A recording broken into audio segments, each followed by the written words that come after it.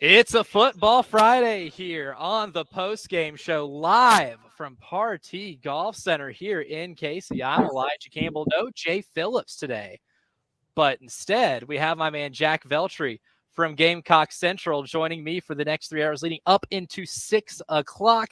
A whole lot going on here at Partee Golf Center. We got the Ultimate Long Drive World Championships being hosted here right now. I'm looking at it. Right now, a little windy today everybody knows that's been listening to this. Everybody that's been living in the state of South Carolina knows exactly what has transpired over the last 24 hours with storms. So hope everybody is safe and okay. But event's still on today and a little windy. So it's going to add a little bit of a challenge to some of these long drive competitions. And one of the fun ones that's still on deck for tonight at the welcome party is a long drive version of a hole-in-one contest, and for all the fans that are in attendance. So if you're thinking about showing up, I highly recommend doing so because you could win you some pretty good money. We'll have a shot at splitting a $10,000 prize. There'll be 2 ultimate long drive athletes who will be selected by a draw to go for the challenge to hit a ball inside a 3-foot circle 350 yards away. Each golfer will get 6 shots, and when or if either is successful, I want to say if.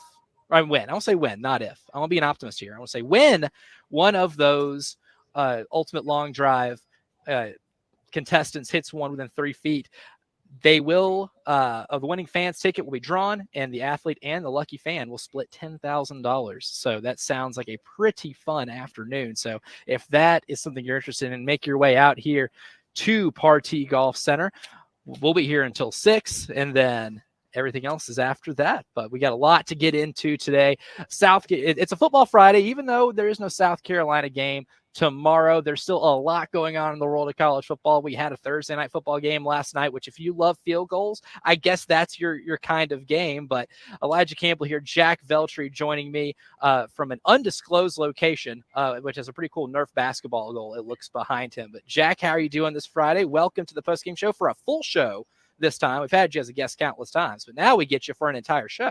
Yeah, man. Thank you for having me on. I really appreciate it. Yeah, my undisclosed location is back home in Fort Mill, South Carolina. So luckily I got out the day before the flooding seemed to have started in Columbia, but we're here. The weather's a lot better outside now, and I'm happy to be on for the next 3 hours. It certainly is a lot better. I mean, out where we're at here at Partee Golf Center, it is incredibly sunny. It is a beautiful day. I got the sunglasses back out for today. When I woke up around 5 or 6 this morning because of all the hoopla outside, I did not think this would be something that I would have in the cards this afternoon. So the weather has definitely cleared up, and now the conditions are way more ideal for a little bit of golfing now than it was 9 to 12 hours or so ago. Really. Yeah, we're improving. You even have a Masters hat on. Is that a Masters hat? It is. Yeah, I went earlier this year, and honestly, I didn't know you guys were going to be at Partee today, so that's perfect timing, I guess. Yeah. So missing out. Yeah, love Partee. The hat would have fit in very well here. Would have fit in perfectly here. But Jack, did you get to catch a lot of the Giants-Cowboys game? I mean, obviously, we're catching up some of the news this week, and Giants-Cowboys was played last night, a little Thursday night football. And if you're into field goals, man, last night was your game, brother. Yeah, not going to lie. There were a lot of different games on last night. I was mainly keeping tabs on the Yankee game last night because they did clinch the AL East. And then you are a Yankee fan, aren't you? Yeah, I am. But you know what? Yeah, good night for you. Yeah, man. Good night for me. But I did have the Giants game on against the Cowboys, kind of sporadically mixed in with a little bit of Army Temple. But, my impressions from last night's game, it was, like you said, really a field goal contest. And, I figured the Cowboys were probably going to win this game. But, the Giants, it's not like they played terrible by any means. They really didn't have much of a run game. Daniel Jones seemingly played a lot better than he's given credit for, and the Cowboys just had a little bit more juice. That's what happens when you have a guy like Brandon Aubrey going up against, I think, who's the Giants character, Greg Joseph. So obviously Brandon Aubrey is going to win that battle 9 times out of 10. Although Greg Joseph was 5 for 5 last night.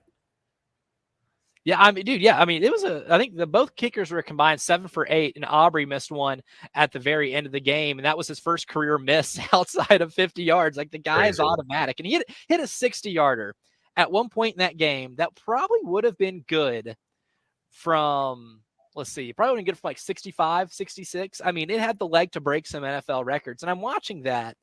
And I ended up seeing a tweet last night too, where it's like, are NFL kickers too good now that it takes some of the suspense out of a long field goal? Like for years, man, we'd watch 50-yard field goals in the NFL. And there's a lot of drama as to whether or not, it's actually, it's going to be made. But now with some of these kickers, dude, Brandon Aubrey specifically, I feel like he's just an absolute machine, that it's a lot different now. Every time that guy goes out there to kick a 50-yarder, with the exception of the one that would have made it an 8-point game last night, it seems to be just automatic. And then of course he misses that one later. But I think that's the one thing that makes college football so great, is that you can line up for a 50-yard field goal and you don't know what you're going to get. I mean, it's the ultimate box of chocolates, Forrest Gump-esque part of the sport, is you don't know exactly what you're going to get with a pressure-packed 50-yarder.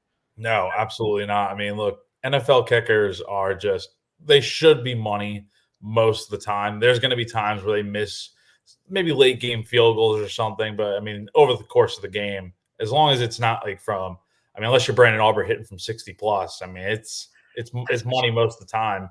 But I mean, yeah, that's the difference with the college game, is that every kick, as we know, is not a guarantee. I mean, you can miss from 25 yards or even shorter. But I mean, look, it's the NFL's a different beast. And I mean, Brandon Aubrey is arguably the best kicker in the league now. I think he's overtaken that title from Justin Tucker, who has struggled a little bit this year. But I mean, look, that game last night, I think the difference for me was, look, obviously the Giants won the kicking battle, but I got to say, I mean, Dak played good enough last night. I think the run game it's still kind of a little bit hit or miss, and then CeeDee Lamb had a pretty good night. So again, I think the Cowboys just have a little too much firepower when you compare it to the Giants.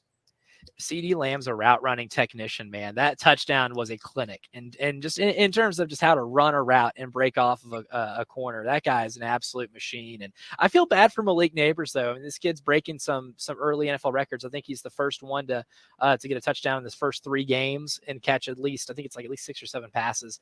But he's reaching some really impressive rookie wide receiver marks. And that's one going into the year, man. Everyone's like, well, we know what he did at LSU. We know how much of a freak he was in college.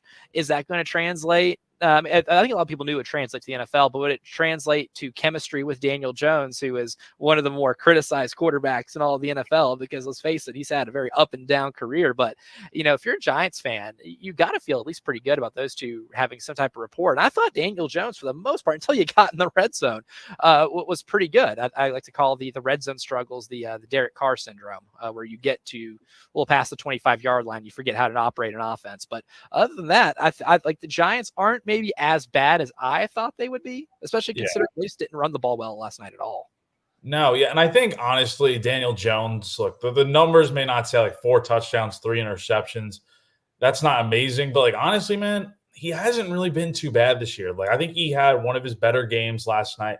I mean, look, take week 1 out of the picture where he threw 2 picks and didn't have a touchdown or anything. The last 3 games, 4 touchdowns, 1 interception. He threw for 281 yards last night. His completion rate is up a good bit, and I think he's building a really solid connection with Malik Neighbors, who really had a great game last night, and it's going to get overshadowed by the fact that the Giants lost. But, I mean, that's their number 1 receiver right there. I mean, let's not also forget Wendell Robinson, 11 catches, 71 yards. So, I mean, look, Danny Dimes is hitting his targets, I think, for the most part.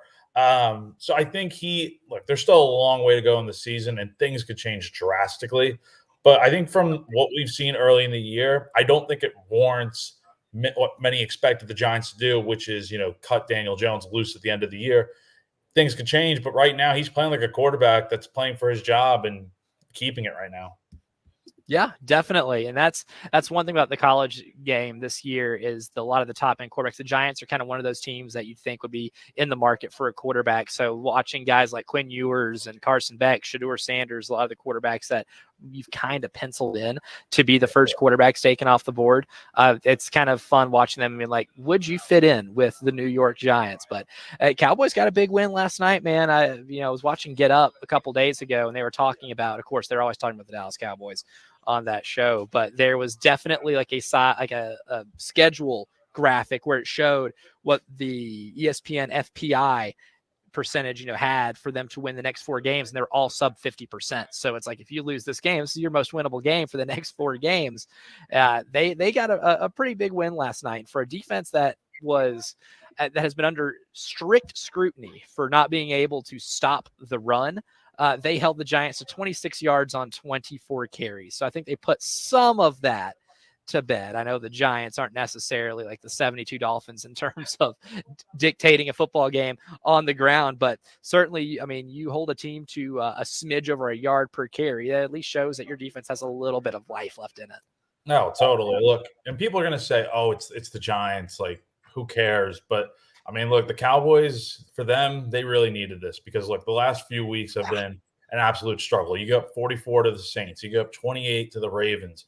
I mean, look, you needed that type of performance when you hold the Giants to all field goals, no touchdowns, and the run game is literally non-existent for the Giants. So that's a huge step in the right direction. And look, that's a big win right there for that team because I mean they go to Pittsburgh on October 6th. They host the Lions at San Francisco, at Atlanta, then the Eagles, then the Texans, and then I mean honestly the schedule does not get easy again until after Thanksgiving. Or honestly, I think it is Thanksgiving when you play the Giants. So I mean, look, the schedule is really tough for this team, and they didn't do themselves any favors getting off to that 1-2 start, but that is a big step in the right direction for that defense to hold the Giants to only 15 points. And like I said before, all field goals.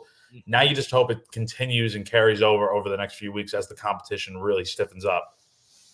Football Friday here on the Post Game Show. We're here live at Partee Golf Center in Cayce up until 6 o'clock in here for the Ultimate Long Drive World Championships. Make your way on out here if you like long drives and some exciting golf theatrics. I highly recommend it right now. Again, we'll be here until 6 o'clock. And then tonight we have a long drive version of a hole-in-one contest for a lucky fan.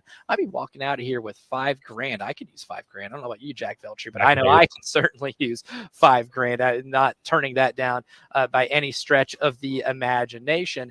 But when we come back, we'll discuss the South Carolina Gamecocks. There's no game tomorrow, but we are a quarter of the way through the season. What's the biggest surprise of this South Carolina team? Jack and I will break that down as the postgame show rolls along here on Football Friday.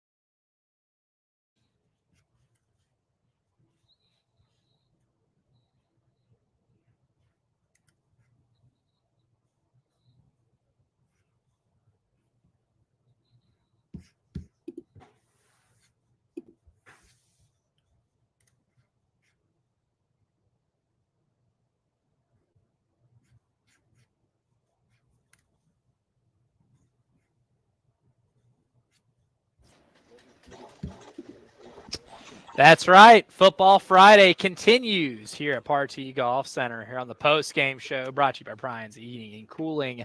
As every Friday is. No South Carolina Gamecock game this Saturday, but that will not stop us from looking at this team after a quarter of the way through the season and kind of evaluating where things are based on our preseason expectations. Before we do that, nice reminder, too, that tonight, the Love Chevy High School Football Scoreboard Show with Justin Hall and someone named Elijah Campbell will be tonight at 7 p.m. And it's a condensed show this Friday because of Hurricane Helene that has caused a lot of games to start, or they played them on Wednesday. So we had a lot of games on Wednesday.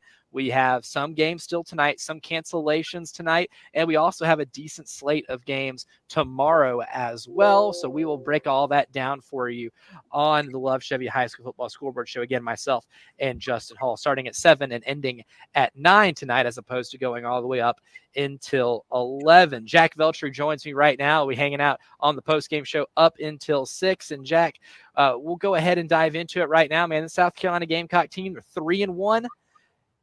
Made a big statement on the road at Kentucky in week 2, fell in a heartbreaking fashion to LSU the week afterward, and then you were able to crush an Akron team that you were supposed to crush by an impressive 43 points. Now you go into a bye week leading into the biggest game of the season so far against Ole Miss, a team that presumably, if they take care of business against Kentucky, which I expect them to do, will be top 5 in the country. There's going to be a lot of juice to this game, pun pretty intended. But you look at this team right now, Jack, based off of the expectations that you set for them before the season started, before we put toe to leather in late August against Old Dominion. What's the biggest surprise with this group right now that you didn't think would be a storyline once we got to this point of the season? I think just overall, just how well they seem to be playing. And I mean, look, you look at the schedule, you had Old Dominion and Akron in there, but in the LSU and Kentucky games, I mean, they played very competitive football. And I think, this team has typically gotten off to pretty slow starts throughout the first 3 years of the Beamer era. But this year it's been 3-1, great start to the year. You're feeling like here's the feeling I have. South Carolina, I feel like can definitely compete in just about any game they have the rest of the season. And I didn't think I'd be saying that in some of these games, like Ole Miss next week. I don't know how it's going to go. It could be a game where Carolina just sneaks up on the Rebels and wins that game. I mean, they're averaging 34.3 points per game. The defense has been, for the most part, really, really solid this year. And I think it's just a good blend of, it's a recipe for success playing football that way when your defense is in sync and your offense is able to go out there and put up, over 30 points a game. So that has really impressed me so far this year.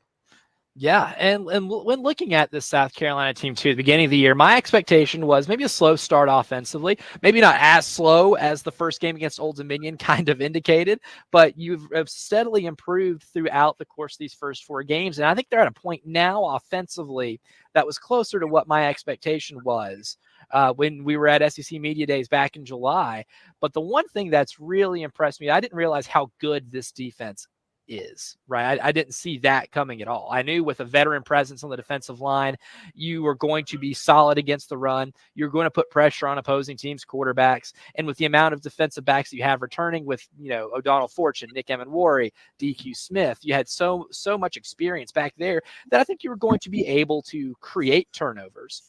I didn't see you creating 9 in the first 4 games of the season. I didn't see that happening. I didn't see Kyle Kennard being tied for second in the country with sacks at 5.5. And I didn't figure Dylan Stewart would make himself the earliest candidate to be the number 1 pick in the 2027 NFL draft. I didn't see that happening. I didn't see that happening so fast. But you look at this defensive front right now, Jack, you mentioned the Ole Miss game. We can break down Ole Miss's offense with Jackson Dart, with the way they spread you out in their formations, with all the wide receivers they have, the running game that might not be the best in the country, but it's solid, it's reliable, and situationally it's really good. I know they've only played a handful of competent football teams, but at the same time, what they do on tape really stands out. But you're going to be in the game due to your pass rush being that good. If we look in college football, we talk about quarterback matchups all the time because quarterback is the most important position on the field, offense or defense. But I think a very close second is your edge rushers. Like, how can you attack the opposing team's quarterback and make them uncomfortable? If you can't get good pass rush, even a great secondary becomes average, right? Because you have too much time to have to cover people across the field. And when you combine a really great edge rusher in Kyle Kennard and Dylan Stewart on both sides of the line, along with a very productive defensive back unit like what South Carolina has, that's how you force 9 turnovers in 4 games. So I knew this defense would be the strength of the team. I didn't think it'd be good enough to keep you in every single game this year. There's not a game on the schedule now where I'm like, okay, you're going to lose by 3 touchdowns. Beginning of the year, I thought Ole Miss would be that game. I thought Alabama would be that game. I thought Oklahoma would be incredibly difficult. Maybe you lose by 1 or 2 scores. But now I think you're at least going to be able to have a higher floor just because you're going to make life a living hell for a lot of quarterbacks that are on your schedule. No, totally. I mean, look, this defense has been, for the most part, outstanding this year. And I think it goes back to, I've talked about it multiple times, goes back to what they did in November last year. And I know it's a different looking roster, but a lot of those pieces from last year's team are back again this year, and they're playing really well. I mean, Debo Williams, Bam Martin Scott, Odie Fortune, you got guys like Judge Collier, DQ Smith, Nicky Minwari. All those guys are back. And then you add in Kyle Kennard, Dylan Stewart. I mean, Kyle Kennard has been easily, I think, the best defensive player for this team this year. I mean, 5.5 sacks. I got a question about this earlier this week. There's a real possibility, in my opinion, that Kennard ends up potentially breaking Jadeveon Clowney's single-season sack record of 13. I mean, it's not that far-fetched. I mean, he's almost halfway there, and we're only 4 games into the season. So with 8 more to go, it really makes you wonder what else Kennard could do the rest of the year. But honestly, just overall defensively, they've been really good this year. You got to give a lot of credit to Clayton White. He's called some great games defensively speaking, and it's really going to tick up from here with Ole Miss, Bama, Oklahoma.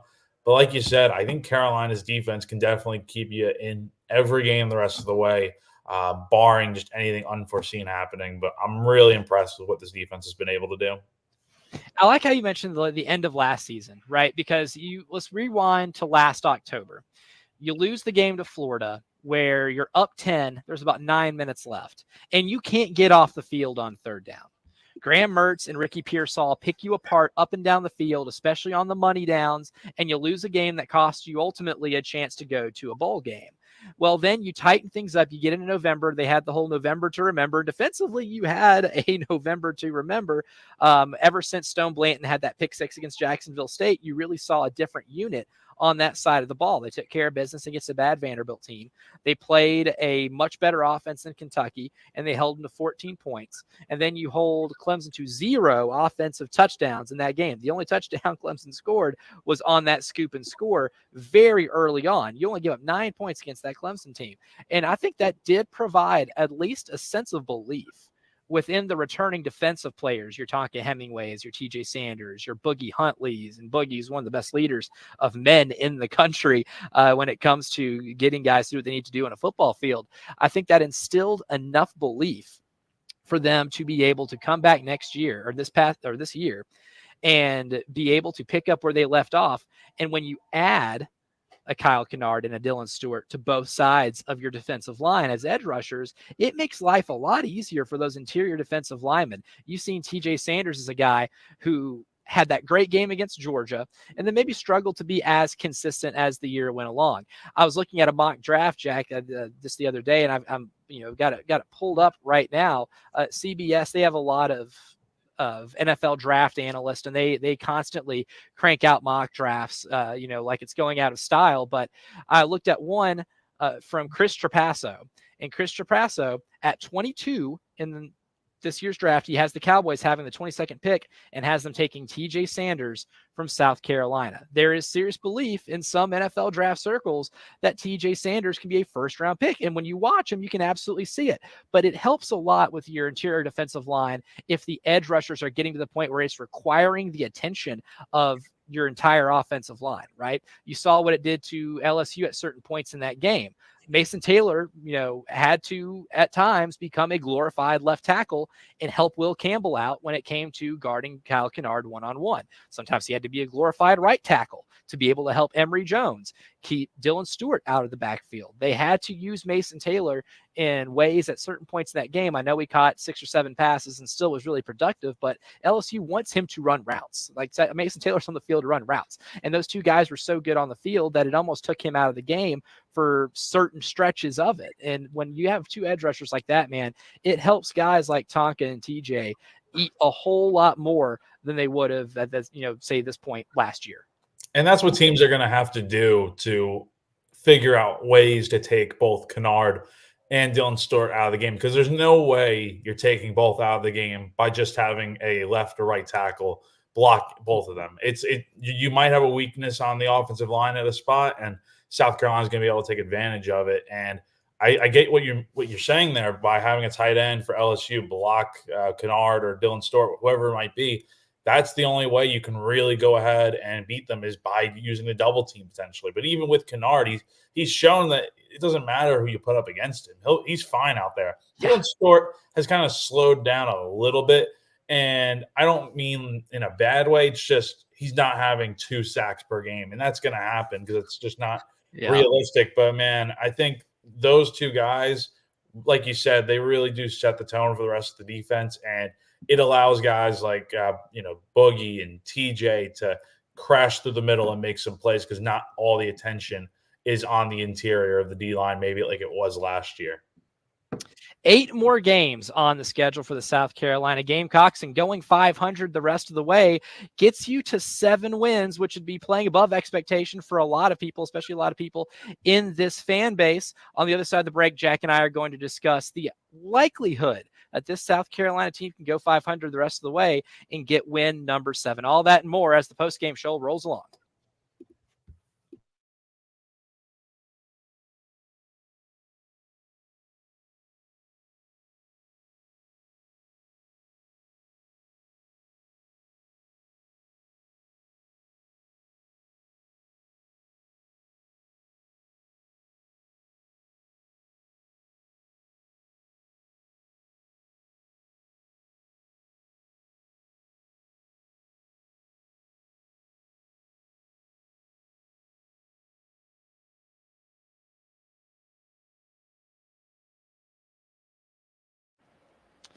Yes, the game app is certainly free. And one thing that is going to be a little free for you, only up until September 30th, is Columbia's Secret for Weight Loss. Buy one, get one offer. Look, they're having this awesome sale or awesome promotion for you right now, because they've been celebrating helping people in the Midlands achieve their weight loss goals for over a year now. They established themselves here in Columbia just this last August, and to celebrate, them and doing a buy one, get one offer so you can go through this weight loss journey with a friend or a family member, and doing this with everything Columbia's Secret for Weight Loss has to offer. That's fantastic coaching for my friends Paul Grant and Shaylin at Columbia's Secret for Weight Loss. And being able to do all of this, being able to have these resources and help you get these habits to be sustainable for the rest of your life and keep that weight off is priceless. And if that's interesting to you, give them a call, 803-824-4210. Again, that number is 803-824-4210, or hit them up at ColumbiaSecretForWeightLoss.com.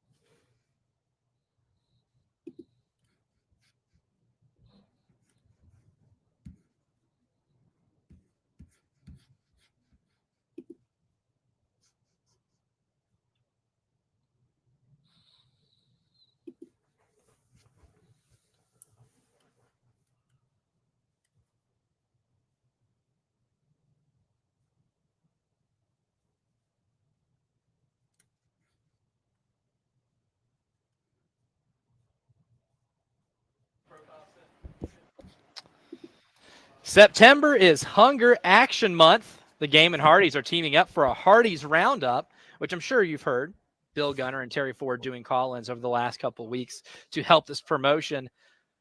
Just go to participating Hardee's and round up your bill to the nearest dollar amount. All donations go to the Harvest Hope Food Bank for students. It's still September for a few more days, so you still have the opportunity to help out on a really good cause. Elijah Campbell here alongside Jack Veltri. We are live from the Partee Golf Center up until 6 o'clock this afternoon. And we're taking a look at the South Carolina Gamecock team after a third of the season has now passed by.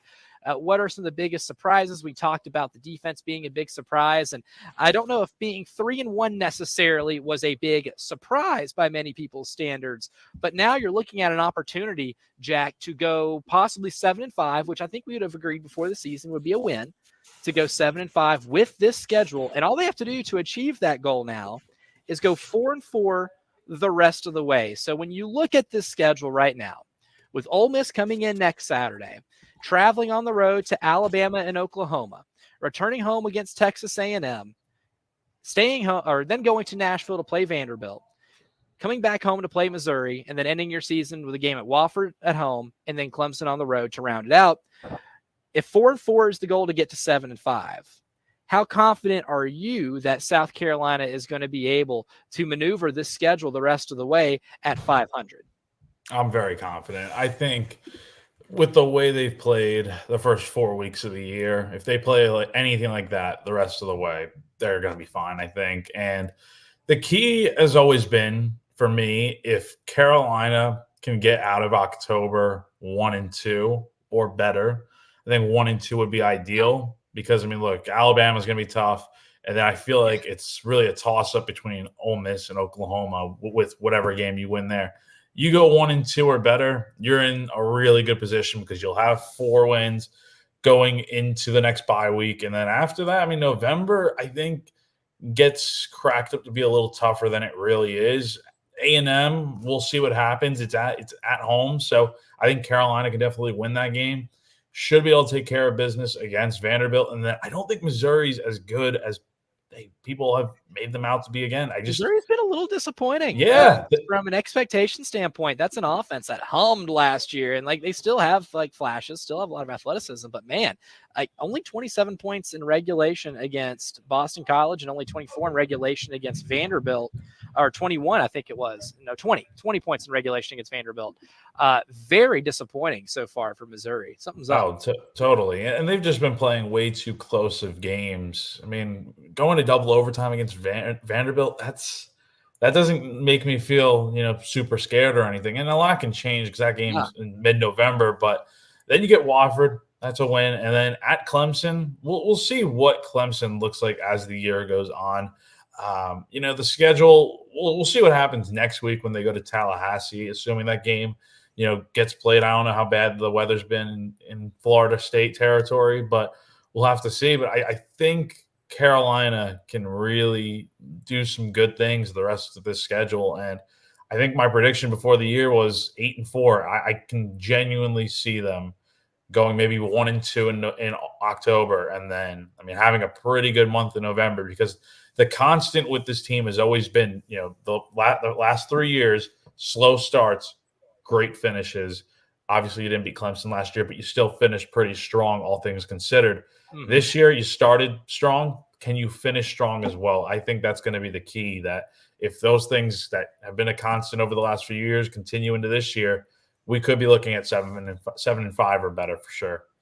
Definitely. I think the bar I set this year was 6-6. I thought you had so many question marks on offense, and there still are, right? I mean, the health of Lenora Sellers is going to be paramount, and that's something we're going to be monitoring borderline religiously from now until next Saturday, because I don't think you beat Ole Miss if Lenoris doesn't play, just because the strides that you've made in the passing game with Lenoris from game 1 to game 3, by the time he left the game against LSU, I still firmly believe that if he never gets hurt against LSU, you win that game and you close it out. And now you're 4-0 going into this stretch and this part of the season where things really get difficult. But just looking at now, at the beginning of the season, I thought Ole Miss and Alabama And Oklahoma. I didn't give them much of a chance against Oklahoma at the beginning of the year just because it's going to be a road game. I did not expect Oklahoma to be this dysfunctional offensively. I expected Missouri to be a lot more of a well-oiled machine offensively like they were last year, but it's taken, for some reason, they just can't get the ball into the end zone the same rate they did last year. And I thought A&M would be a little better too. Now, granted, the health of Connor Weigman is kind of like the big indicator as to whether or not Texas A&M can reach its ceiling. But the way some of your opponents have played out so far the first 4 weeks of the year, it has to make you feel a little bit better about their vulnerabilities. And when you look at South Carolina's defense, where the pass rush is so good, it's going to keep you in every game you play, it almost makes you feel like you like your chances against Oklahoma, no matter where you play it. Norman, Columbia, Mars, don't care. You almost feel good about wherever the game's being played at, and against Missouri and A&M, especially considering those games are home. Really, the only game now I think that you look at on the schedule where you're like, oh, this will be harder than anticipated is Vanderbilt. Yeah, I think, look, the schedule, everyone says South Carolina's schedule is always tough, and they're not wrong. I mean, as long as I can remember, Carolina's usually had a pretty difficult schedule. But I think this year, on paper, before the season started, you're like, oh man, like this schedule is really tough. And even now, I mean, Carolina plays 6 ranked teams over the next 8 games. I mean, yeah, that looks Yeah. tough. But when you look more into the numbers, it's like, okay, Oklahoma is coming off the Red River rivalry, a very heated game, win, lose, or draw. How are they going to look the week after in such a, you don't have a bye week going into that Carolina game? So how is Oklahoma going to look from that standpoint? Carolina is coming off a bye week when they play A&M. Usually South Carolina is a well-prepared team coming off the off week. I mean, outside of the Florida game last year, which you can argue Carolina should have won, I'm pretty sure they're like close to undefeated, if not undefeated, in those games after the bye. So I think, Vanderbilt is going to be a test because it's on the road. But I really do think if Carolina just plays anywhere close to what they've been doing the last 4 games of the year and you get everyone back healthy, I really do think you can run the table here and win some games that many people probably don't think you can win. Yeah, going 4-4 in this stretch, I think, is now a whole lot more It's doable. like less of an ask. Yeah, it's less of an ask than it might have been when you looked at the schedule before the season starts. So, and 4-4 just gets you to 7-5. If you can overachieve in that scenario, that can get you to 8-4. And let's just say you end up stealing the Missouri game, because I think Missouri I still have a feeling Missouri by November 16th will still end up being a slight favorite, even in Columbia. Of course, all this is contingent on what happens in the month of October. But this is a really interesting stretch because of the underachievement of some of the teams that are on the schedule. And it makes you wonder if South Carolina is able to get to 9-3, does that get you even in the discussion of the college football playoff? That question was posed by Mike Bratton. We'll discuss that on the other side. Will 9-3 get South Carolina at least in the discussion? Now we're talking best case scenario, but we'll break that down. Braden Gall will join us at 4:30 to talk about more stuff from around the SEC, including this massive Alabama-Georgia game that we have tomorrow night. All that and more as the postgame show rolls along here from Partee Golf Center.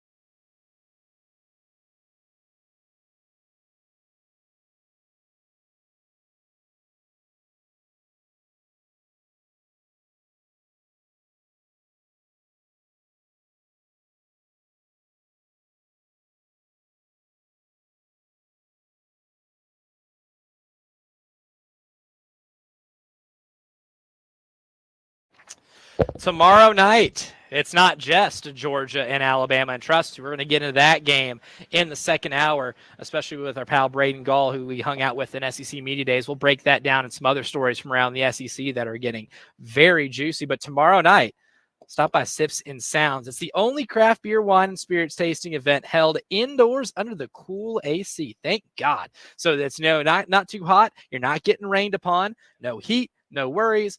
Unlimited sampling of over 40 brands of local and national craft beers, wines, seltzers, and spirits. That's right. I didn't stutter. I said unlimited. Live performances also by Ken and Drew of Sister Hazel, Days, and Donovan Twins. That is tomorrow night. Get your unlimited tasting wristbands now at sipsandsoundscola.com. Elijah Campbell here along with Jack Veltri. We are live from Partee Golf Center in Cayce, and we're talking about the South Carolina team now that we're projecting for the last 8 games of the season. I was just doing my morning Twitter scroll, Jack Veltri, and I saw something that caught my eye. My man Michael Bratton, SEC Mike, does his own show, and a question was posed to them that would a 9-3 South Carolina team get college football playoff consideration? I know we might be getting a little ahead of ourselves here. I'm not saying they're going 9-3. I don't think anybody's saying they're going 9-3, but I do believe in magic, and magic can happen. But if you do go 9-3, and let's say those losses are to the obvious, which would be Ole Miss and Alabama, because those are 2 top 5 teams, and the only top 5 teams you're going to have on the schedule, unless Missouri gets their head out of their rear and scores more points. If you do end up going 9-3, you drop those 2 games and then win out. Does this look like a resume that could get you into a 12-team college football playoff? Jack Veltri, I find that to be a very interesting discussion because the resume would look good enough to make you think about it. I think thinking about it is probably as far as I can go right now. All right, so let's look at the schedule for what it's worth right now. You have a loss to LSU. They are still a top 25 team in the country. Ole Miss, Bama, those are going to be top 10 teams in the country probably at the end of the year. Possibly top 5 by the end of the year. Alabama wins this weekend. Yeah, your best wins, and you have to keep in mind, I hate this argument because I get it, but it's like, let's say South Carolina beats Oklahoma, October 19th, and Oklahoma is ranked 15th in the country, and then the Sooners take a complete nosedive the rest of the year. Well, then that win doesn't.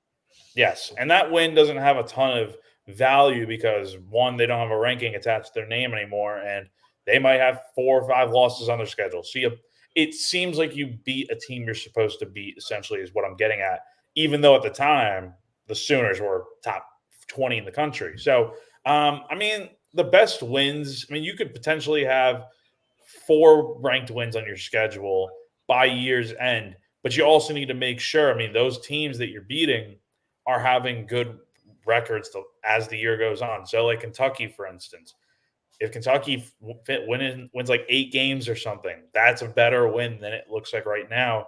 And the same deal goes with any of your losses. If LSU, Bama, Ole Miss are really solid at the end of the year, it's like, oh, you lost a close game to LSU by 3 points that came down to a field goal, and LSU is like top 10 in the country. Yeah, I think the consideration is a lot more valid in that case, but you got to be able to win the games you're supposed to win, and I think you still need an upset or 2.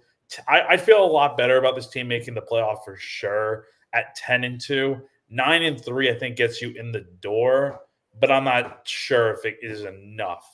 You know what I mean? Yeah. And it's fun. It's fun to think about a little bit because you're right. This is all contingent on what other teams do. There's so much football to be played. But I read that and I was like, because it's a discussion I think a lot of people have had when it comes to who are the last teams in when it comes to the college football playoff, right? Are we going to have 3 lost teams participating in the college football playoff? What would a 9-3 resume have to look like in terms of its best wins and its best losses? What would that have to look like, to be able to get into a playoff with 3 losses, considering there'll be, other teams in other conferences, like maybe the Big 12, of a team that might go 10-2 and maybe lose their conference championship game. Upsets in those conference title games happen all the time. But the one thing, like with Missouri, especially, that could be your crown jewel win, right? I don't think these two teams are separated too far on paper. Like I said it in the last segment, I still believe Missouri, when they do come to Columbia, South Carolina, the real Columbia, in November, they will be a betting favorite. By how much? I don't think it's that much. I don't think they're separated by more than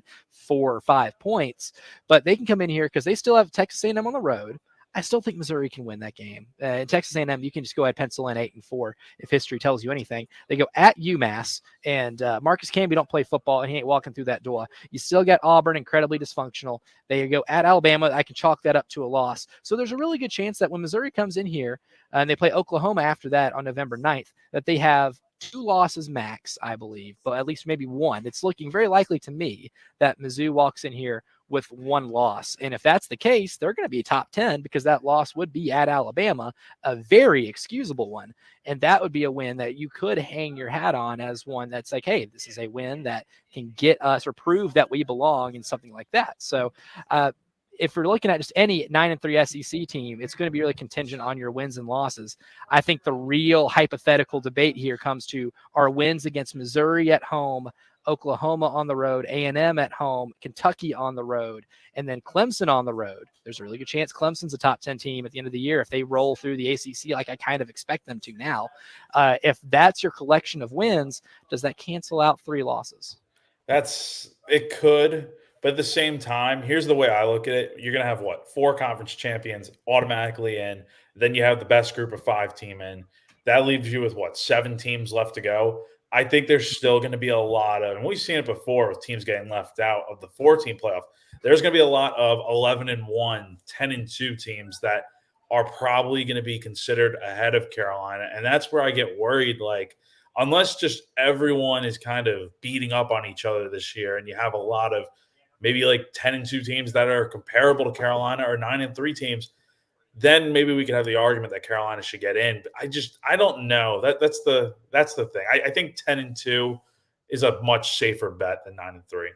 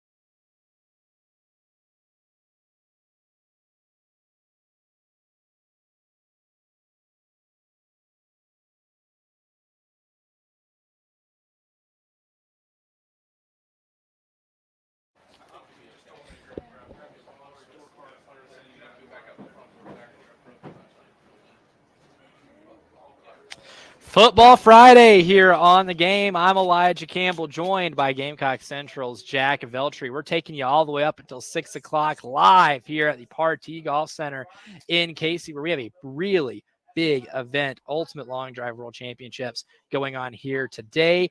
And we're going to have Kevin Porter, the man behind the scenes at the event, is going to join us at 4:45 to talk about more details of the event. But I do know, Jack Veltri, that there's something fun going on tonight at the welcome party. There's going to be a long drive version of a hole-in-one contest. From what I'm understanding, all fans in attendance will have a shot at splitting the $10,000 prize. And here's how they'll do that. 2 Ultimate Long Drive athletes will be selected by a draw to go for the challenge to hit a ball inside a 3-foot circle 350 yards away. I'm glad the professionals are doing that and not me, because there would be zero chance, not even a non-zero chance. It ain't happening. I'm not very good at teeing off, but each of those pros will get 6 shots each.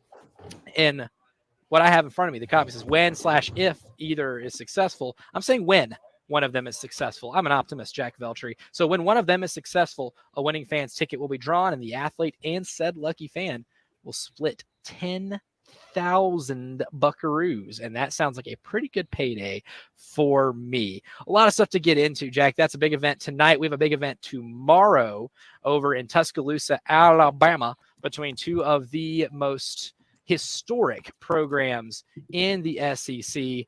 This is a clash of the Titans, a rematch of not just last year's SEC championship game, but a lot of SEC championship games over the last few years. It's a top 5 matchup. It's the biggest test either of these teams have, and this could be a pivotal game when determining who is going to be playing in the SEC championship game this year at Alabama. There are tons of storylines, Jack Veltri, but when you look at this game on the surface, what are the things that you're most intrigued about, whether it be the ranking, the coaching storylines, because there's plenty of them? What are some of the things that you're really interested in when we look at a game like this of this magnitude this early in the season?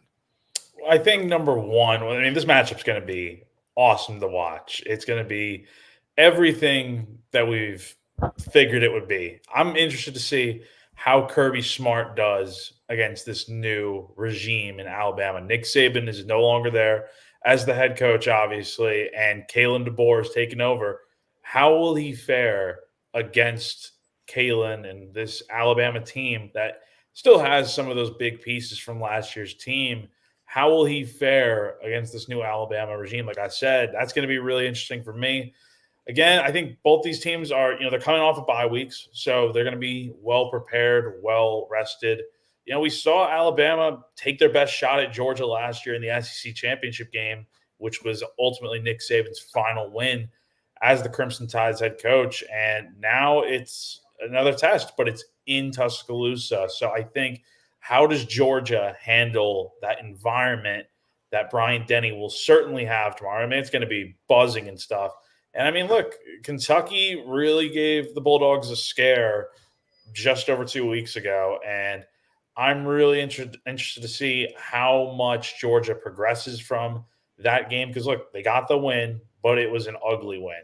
I expect Georgia to come out playing well tomorrow, but at the same time, I expect Bama to be coming out and playing well tomorrow, because for the most part, they've been really playing well so far this year. And their only hiccup was a little bit against South Florida, but they ended up winning pretty big in that game. So really interested to see how both these teams look tomorrow, and it's going to be an exciting game for sure. Looking at the line of scrimmage, and that's how a lot of these games are won, right? And this is kind of how Georgia's built what they've been able to build over the last few years, is having a high-end offensive line with high-quality backups, having a defensive line that basically gets transported into the NFL year in, year out, and they don't even rebuild anymore. They just simply reload. That is an interesting dynamic in terms of the line of scrimmage, because Georgia, that defensive line is still very Georgia-esque, right? But Kentucky was still able to move the ball on the ground. And I thought that was really surprising. I didn't think Kentucky would be in field goal range 4 separate times, let alone be able to make 4 field goals against them and have the chance that they did to even win the game. And I mean, even they were in field goal range 5 times, or at least, in range enough to go for it on 4th down. And Mark Stoops boneheadedly gave the ball back to Georgia, assuming he would just get the ball back later in the game. Still not over that. Still think that's just an absolutely ridiculous decision on Stoops. But Georgia seemed vulnerable in that game. And I thought the way they looked against Clemson, they looked like they were just going to be world beaters again. And if they had a hard time stopping the run to a degree against Kentucky, you're looking at an Alabama team right now that has good run blockers, who's got Jalen Milroe, who is the best runner on that team. I think Jam Miller is a really good running back, but he's not a better runner of the football than Jalen Milroe is. And Milroe has progressed so much of a passer that if he gets a slightly clean pocket, he will pick you apart. Oh, yeah, and they have a 17-year-old at wide receiver who might be one of the 10 best wide receivers in college football right now, and he's not even old enough to register for the draft, right? Like he's not even old enough to do that. He's not a legal adult, and he's still that good. And it's a guy who is arguably one of the best deep threats in the sport. I'm very curious to see if Georgia's able to get any pressure on Jalen Milroe in this game, and if they are able to win that element of the line of scrimmage. Because if they don't, and Alabama's offensive line has the upper hand in that matchup, I think Alabama will win this a lot easier than anybody might have anticipated. I think you're right about that. I think Bama wins this game pretty, I don't want to say convincingly, but it's like I think they're going to be playing better if, like you said, Jalen Milroe is able to do what he has been able to do in the run game. But I think overall, I mean, look, you go back to that SEC title game last year, and you may not think it has a big impact on anything.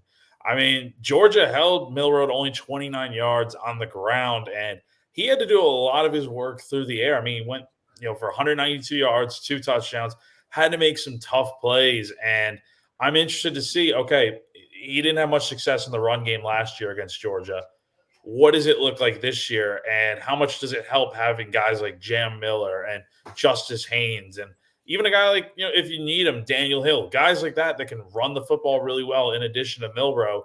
And so I think if I was about to say Carolina, if Alabama is able to run the football effectively against this Georgia front, I mean, look, Georgia's great defensively, but if Bama wins that battle in the run game, I think that is what ultimately propels the Crimson Tide to a victory. And we'll have to see what happens, but I definitely think it really comes down to what they can do in the run game, starting with Milroe. Definitely.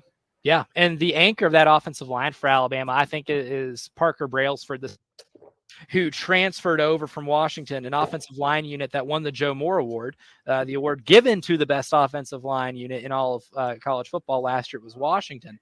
And Brailsford is one of those guys that last year Washington ran the ball really well.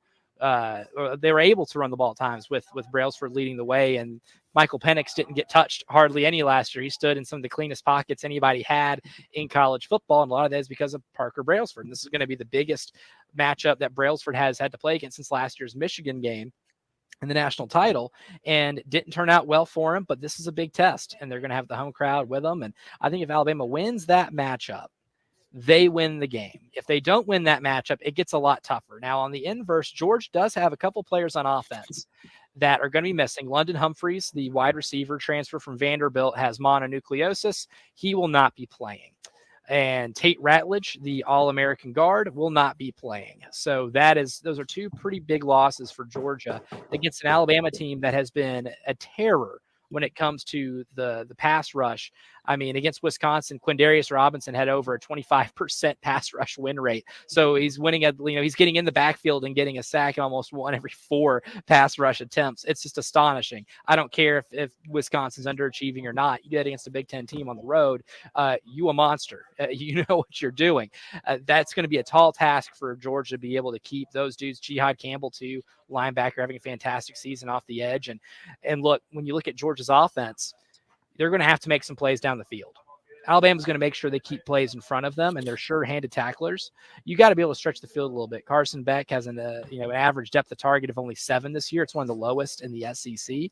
He's got to be able to prove that they can stretch the field a little bit, or I think Alabama's going to have an advantage on that side of the ball. You have to be able to force Carson Beck to make some tough throws. And I think a lot of people look at this Georgia team and they don't see names like Brock Bowers and Ladd McConkey from last year that were such intimidating threats in the receiving game for Georgia. But I mean, let's look at the fact that they still have a lot of solid players out there at receiver. You got the guys like Dominic Lovett, you have Arian Smith, Dylan Bell. I mean, this Georgia team, while they might not have the big names that we're also used to seeing, they still have playmakers out there. And it really is going to come down to whether or not Beck can make some of these tough throws because I don't know if you win in the run game against this Alabama defense, but throw the ball well enough to win this game. And I certainly feel like you definitely can come out on top in that way. And that's going to be half the way you have to win this game.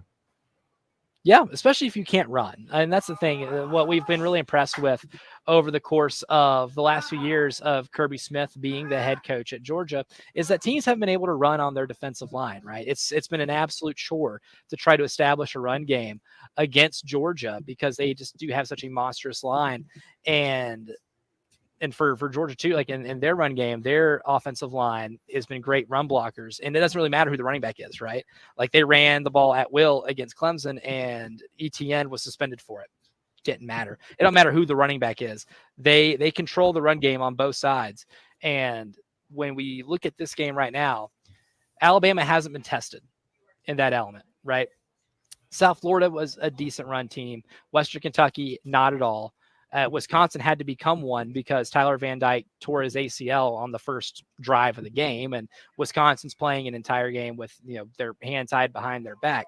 So what we know about Alabama's defense is they're good against inferior opponents. Can you make pressure against that Georgia offensive line, and can you eliminate the run gaps that offensive line usually opens up for their running backs? And if you do, then I've talked myself into it this week that there are just more roadmaps for Alabama to win this game than Georgia. Honestly, and look, whoever wins this game, they have the upper hand and go into the playoff for sure. But it's like even if you lose this game, that's kind of what I hate about it is these games over the last few years have basically decided who is moving on to the playoff and on to the national championship. This year, it's like both teams still have a great chance, but I mean, whoever comes out losing this game, the road becomes tougher because it's like, okay, there really isn't a ton of margin for error left to go. So you really got to play your best football the rest of the way. And look, for Alabama, I think they need this win more than Georgia. Georgia's going to be fine, but Bama, this is an early statement game for the first year of the DeBoer era, and a lot of people are going to be a lot higher, I think, on Kalen on this Alabama team if you come out here and beat Georgia tomorrow, because that's the big bad bully in the NCAA. That's the big bad bully in the SEC for sure. Go out there and beat them tomorrow. That's how you got to really think about it. These are two of the four best teams in the SEC. I'm more impressed with Alabama after the first couple of games this year than I thought I was going to be, but also they've had some breaks. This is really the first big test, and I like what you mentioned too. Even though these might be, in popular opinion, the two best teams in the SEC, or two of the three, or two of the four, the road ahead of them isn't easy for either, because Alabama, if you lose this game, you still have to go at Tennessee and play. You still have to host Missouri.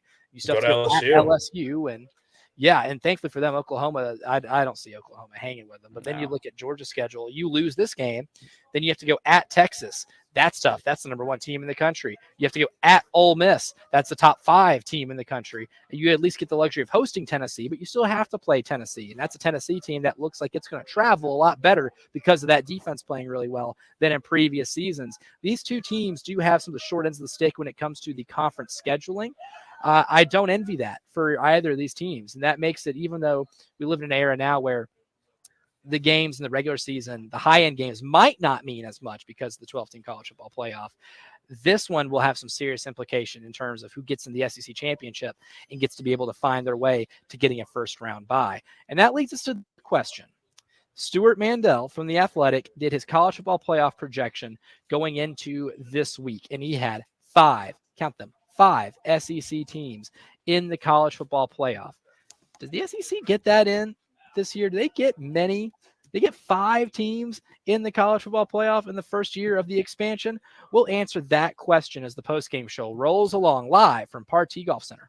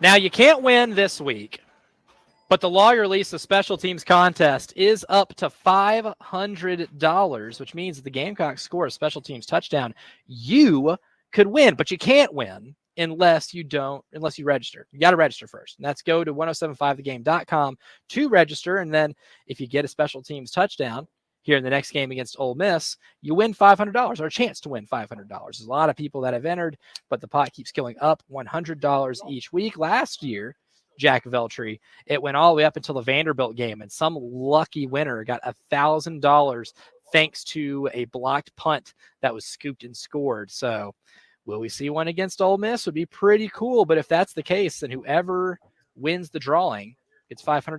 But again, 1075thegame.com to register. Jack Veltri, I know we're only 4 games into the season. We're only 4 weeks into the college football season.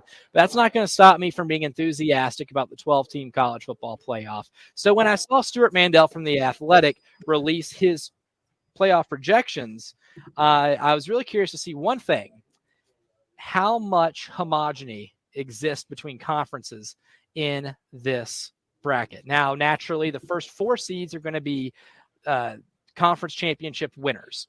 And he's got Ohio State winning the Big Ten, being number 1. He's got Georgia winning the SEC, being number 2. Miami winning the ACC puts them at number 3, and Utah winning the Big 12 puts them at 4. So that leaves, with the exception of the number 12 team, which is the highest rated group of 5 winner, or group 5 conference winner, you are left with 7 at-large teams. And here are his 7: Oregon, USC, or Southern Cal, Texas, Alabama, Ole Miss, Tennessee, Penn State. 4 at-larges in the SEC, and I felt like that's a lot. And considering you had 3 from the Big Ten, I feel like that's almost too much. But the more I think about it, I really start to believe that there is a likelihood that we get 5 teams in the college football playoff from the Southeastern Conference. Jack, you hear that. What's kind of your first reaction to, well, the SEC has been dominant this year. They take up a lot of real estate in the AP top 10. Are we looking at a situation in which 5 SEC teams get into the CFP and it becomes the SEC Invitational? I think so. It's a very real possibility. And we go back to that discussion earlier we had about whether South Carolina can make the playoff or not at 9-3. I just don't see it, because you look at all these other teams in the SEC. It's unfortunate for Carolina because it's such a stacked conference, and you really could potentially have 5 teams in there. I don't think it would be any more than that. I mean, all right, you're going to get the conference champ in there automatically. I believe whoever loses tomorrow's Bama-Georgia game still finds a way in. Alabama, I feel like, still has the tougher road if they lose tomorrow, because you still have to go to Knoxville. You still have to go to LSU. That could be 2 losses right there. But I mean, the rest of the SEC, look, Ole Miss doesn't have to play Alabama this year. Their biggest, toughest test, in my opinion, is going to LSU in a few weeks. That is really going to be the big one. They win that game, I think they get Georgia. I think they also get Georgia later in the year. But even if you lose that game to Georgia, you have to beat LSU. Yeah, that's just at home. Yeah, and Texas, I think Texas is firing on all cylinders right now. Doesn't matter who you put at quarterback, they're going to be good. And then Tennessee, look, as long as Tennessee takes care of business, that's the main thing with all these teams. As long as Tennessee just doesn't take a nosedive from what they're doing right now, they'll be fine. They'll be fine. I think they can get in with 2 losses, and the biggest games on their schedule are Bama and Georgia. So if they lose those games and win out the rest of the way, I would have a hard time leaving Tennessee out. But outside of that, I don't know if any other teams could get into the playoff. Maybe LSU sneaks up on you and you get in there. But again, it's not just the SEC. There's so many good teams around this conference. And I think, and just in general in college football, but the SEC, I could see 5 getting in, no doubt. Yeah, definitely. And if you're just doing the regular exercise that the college football playoff has done since its inception, when they just included 4 teams of who are just the best teams. I mean, yeah, you could look up and down the list and say, yeah, a 9-3 SEC team can get in over a 2-loss conference runner-up. Let's just say Miami and Clemson are playing each other for the conference championship game. One team has 1 loss. Say Miami's 11-1 and Clemson's 10-2. and Clemson wins, and now Miami is 11-2, and they're the conference runner-up. And do you keep them out with it because and replace them with a 9-3 SEC team? That's really hard. That's the type of discussions we're going to start having. And I would be hard to agree with leaving the 11-2 conference runner-up out, even if the ACC is nowhere near what the SEC is. I feel like it's almost just like a principle thing, right? But that's one thing that we're really going to start running into and having to really dissect more than we never ever had to do in college football is strength of your wins, strength of your losses. Usually 2 losses eliminates you from getting into the college football playoff. Now it's not an eliminator, but it keeps you on the outside looking in, and we're going to have serious bubble conversations over what some of these teams look like. Look, let's take Tennessee, for example. Let's say Tennessee, who is 4-0 right now, takes care of business at Arkansas, beats Florida, but loses to Alabama and at Georgia, beats Kentucky, Mississippi State, UTEP, at Vanderbilt. So their best wins on the schedule the best win would be at Oklahoma. And let's say those 2 losses to Alabama and Georgia are close.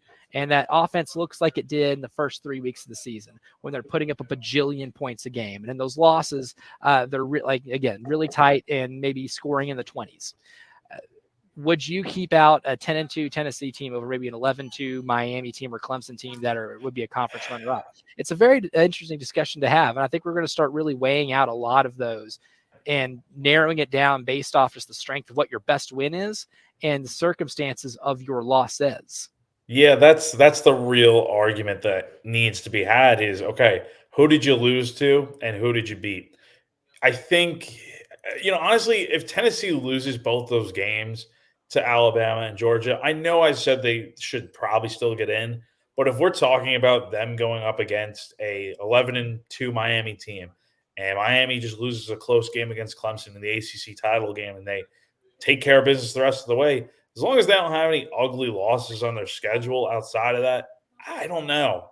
That's the thing. I think you could make the argument that Miami should get in, but again, I think it's all hypothetical right now, and we'll see how the season goes. But we're definitely going to be having those discussions like we did with, okay, who's getting in as the 4 seed in the playoff in years past. It's going to be just like that again, but now with maybe multiple teams vying for those final seeds in the playoff. And I think this will create some precedent too, right? Because Missouri did not schedule very tough in the non-con, with their best non-conference game being Boston College. Granted, Boston College was ranked when they played them. I don't foresee Boston College being ranked at the end of the season. So if Missouri does end up going 11-1, or not 11-1, say they do go 9-3, I don't think they're making it in the playoff because they don't have a strong non-conference strength of schedule. The losses will be to the teams they should lose to, and it's going to create a very interesting, philosophical discussion on how you schedule and how much scheduling tough outside your conference ends up being rewarded. So that's something really just to pay attention to, because that could have some real good future implications as we really start laying a groundwork on how to field a 12-team college football playoff. We'll ask our pal Braden Gall this question. I know we talked about it with Braden at SEC Media Days before the season began. We talked a lot about the college football playoff, some of the implications that we're going to have throughout the year, the meaning of a lot of these regular season games. We'll talk more about that with Braden, who's from 440 Sports and does some work on ESPN Radio as well. We'll ask Braden these questions and a lot of other stuff relating to the SEC and the world of college football when the postgame show returns.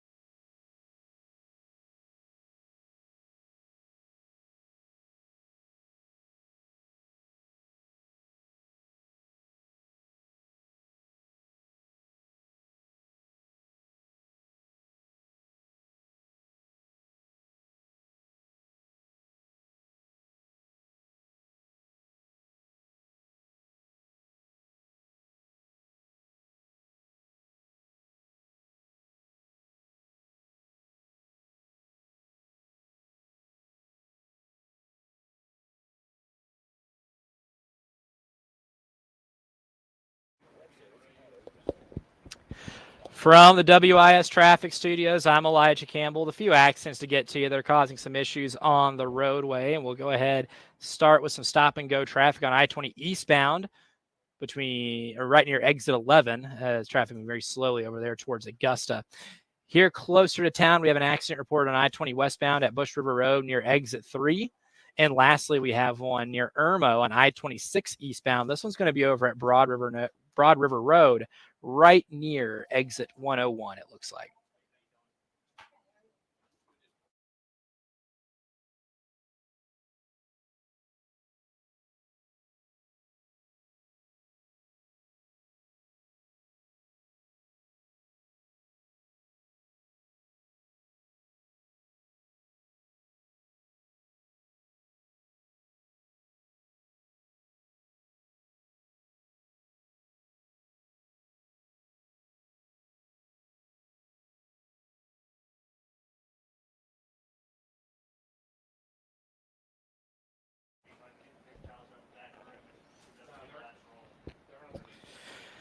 Football Friday continues here on the post-game show live from the Partee Golf Center. Coming up in the next segment, Kevin Porter from Ultimate Long Drive is going to join us, the man who has helped put all of this together here at Partee Golf Center. The Ultimate Long Drive World Championships happening right now, in a fun event later on tonight. So we'll have that coming up here in the next segment. But for now, friend of the show, Braden Gall from 440 Sports, joins us, talk a little SEC football. And Braden, good to have you on the air. Long time no see. How have we been?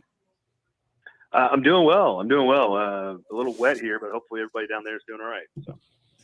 Not too bad. A lot of power was lost, and it came down pretty good in the wee hours of the morning. But yeah, it's a lot better now. Sun's out, and we've got people swinging golf clubs outdoors now, so they get a little back to a little back to normal. So yeah, not too bad. But Braden, I'll go ahead and start you off with the game that's going on tomorrow in Tuscaloosa. Kind of a big one.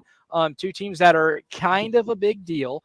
Jack and I discussed earlier in the show, who's this bigger for between Alabama and Georgia, especially in an era of a 12-team college football playoff, and both these teams having massive games further ahead. But when you look at this matchup, out of all the things that are intriguing about it, what are some of the things that you're looking at? Well, it's interesting. I don't think, in the short term, does it mean a lot for Kalen DeBoer to sort of make a statement early in his tenure, replacing the greatest of all time? Certainly that's obviously that's a thing for Alabama. But when it comes to winning a championship or competing for an SEC or national title this year, this is where there's sort of a blend of the game still matters. It's still incredibly important. We're going to learn a whole lot about both teams. It's going to be super fun to just sit back and enjoy it for what it is, which is two very talented and physical and well-coached football teams going at it for 60 minutes, and also realize that whatever happens, either team, both still have a very good chance to win the whole thing or win the SEC. And, so far the Texas-Michigan game, for example, had almost 10 million viewers. That would have been top 5 last year in terms of viewership. So people are going to tune in huge numbers, and the playoffs not going to have any impact on the interest, despite what some folks might have you believe before. So I think it's sort of it's huge for Kalen DeBoer, but at the end of the day, all of his goals, if they were to lose, are still on the table. And I think it's okay to just sit back and enjoy what we're going to see and learn some answers to some questions for now. Does Georgia have some down the field weapons that they can stretch a defense with?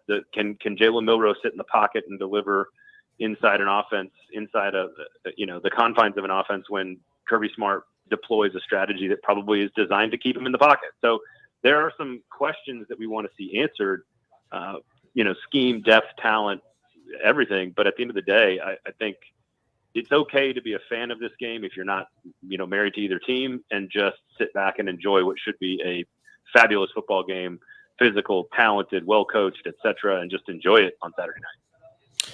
Hey, Braden, it's Jack Veltri. Appreciate you hopping on with us. You brought up Milroe earlier. I'm really fascinated with the matchup he's going to have facing a very tough Georgia defense. You go back to the SEC championship last year, he had to throw the ball a lot more and really didn't have a ton of yardage on the ground.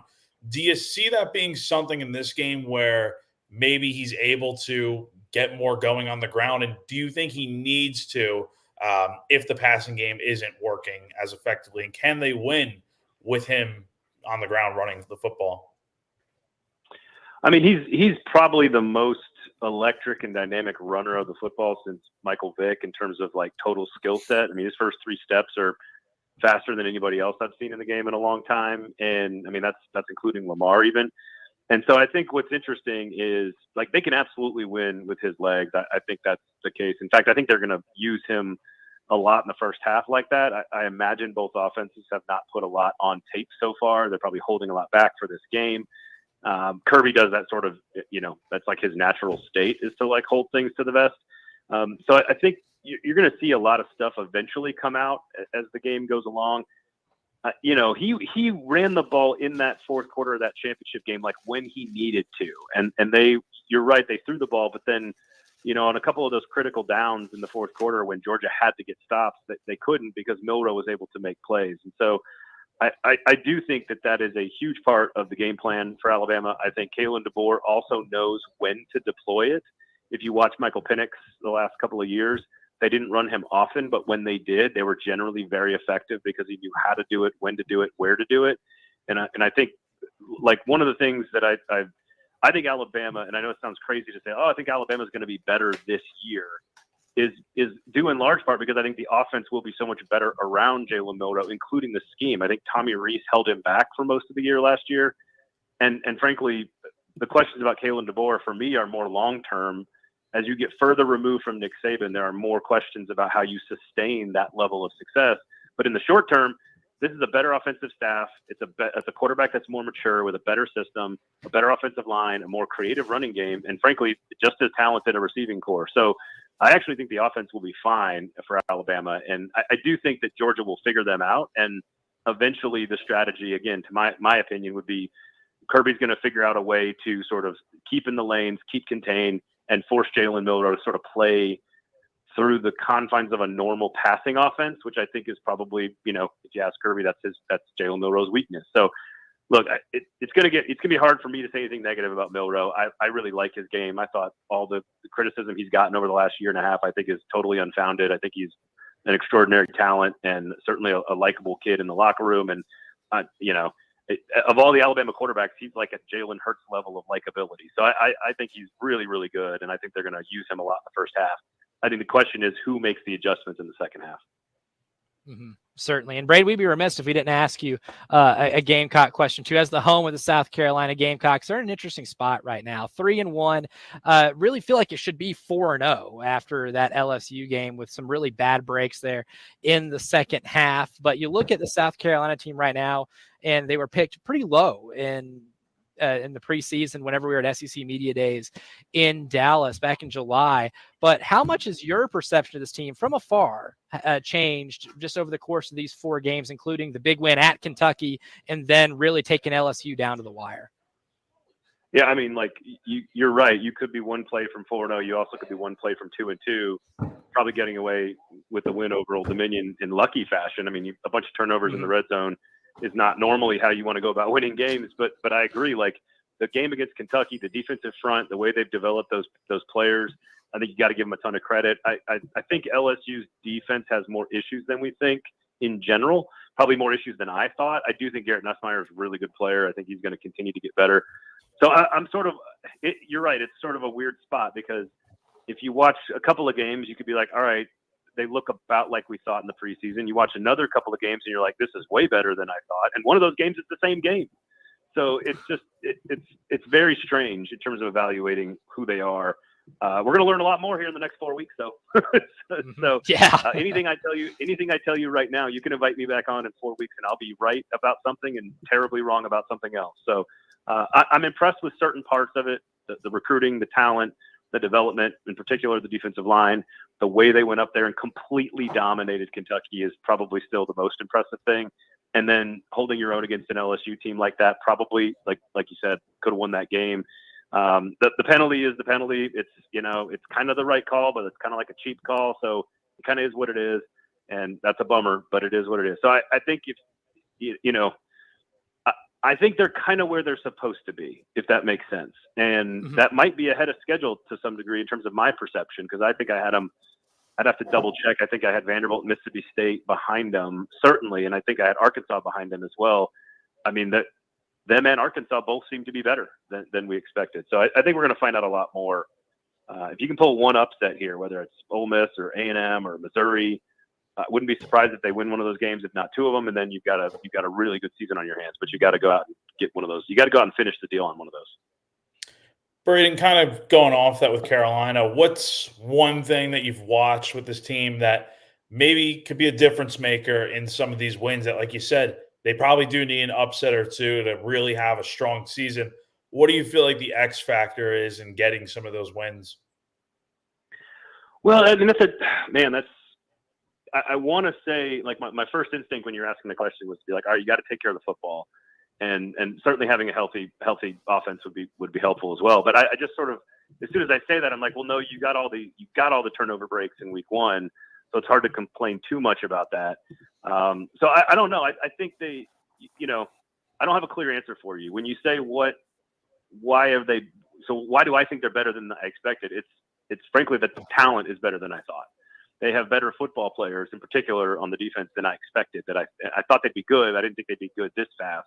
And so I think that's sort of where I'm at with this. Is just sort of, if you've got the patience, which is not a thing that SEC football fans have in general, it does feel like you can sort of point to this year, if all things go the way like the way they are now, that you're going to say at the end of the year, all right, this was a building year.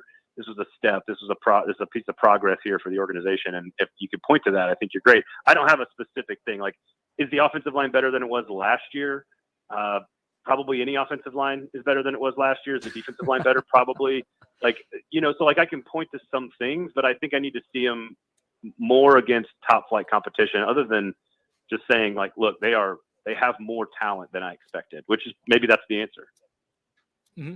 Certainly. Braden Gall from 440 Sports. Braden, thank you for joining us. Appreciate talking to you as always. I won't call you sir ever again. Appreciate you joining us, and we look forward to talking you down the road when they do finally get to start play some of that elite competition here later on in October. Yeah, come on, E. Stop calling me sir. Come on, let's go.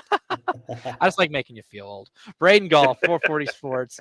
We'll always happy to have him on. We'll talk to him again in the future as well. We'll go ahead, take a quick break, and when we come back, Kevin Porter from Ultimate Long Drive is going to be able to join us to talk about the event going on tonight and later on this weekend. We'll have all that and more as the post-game show wraps up hour number 2.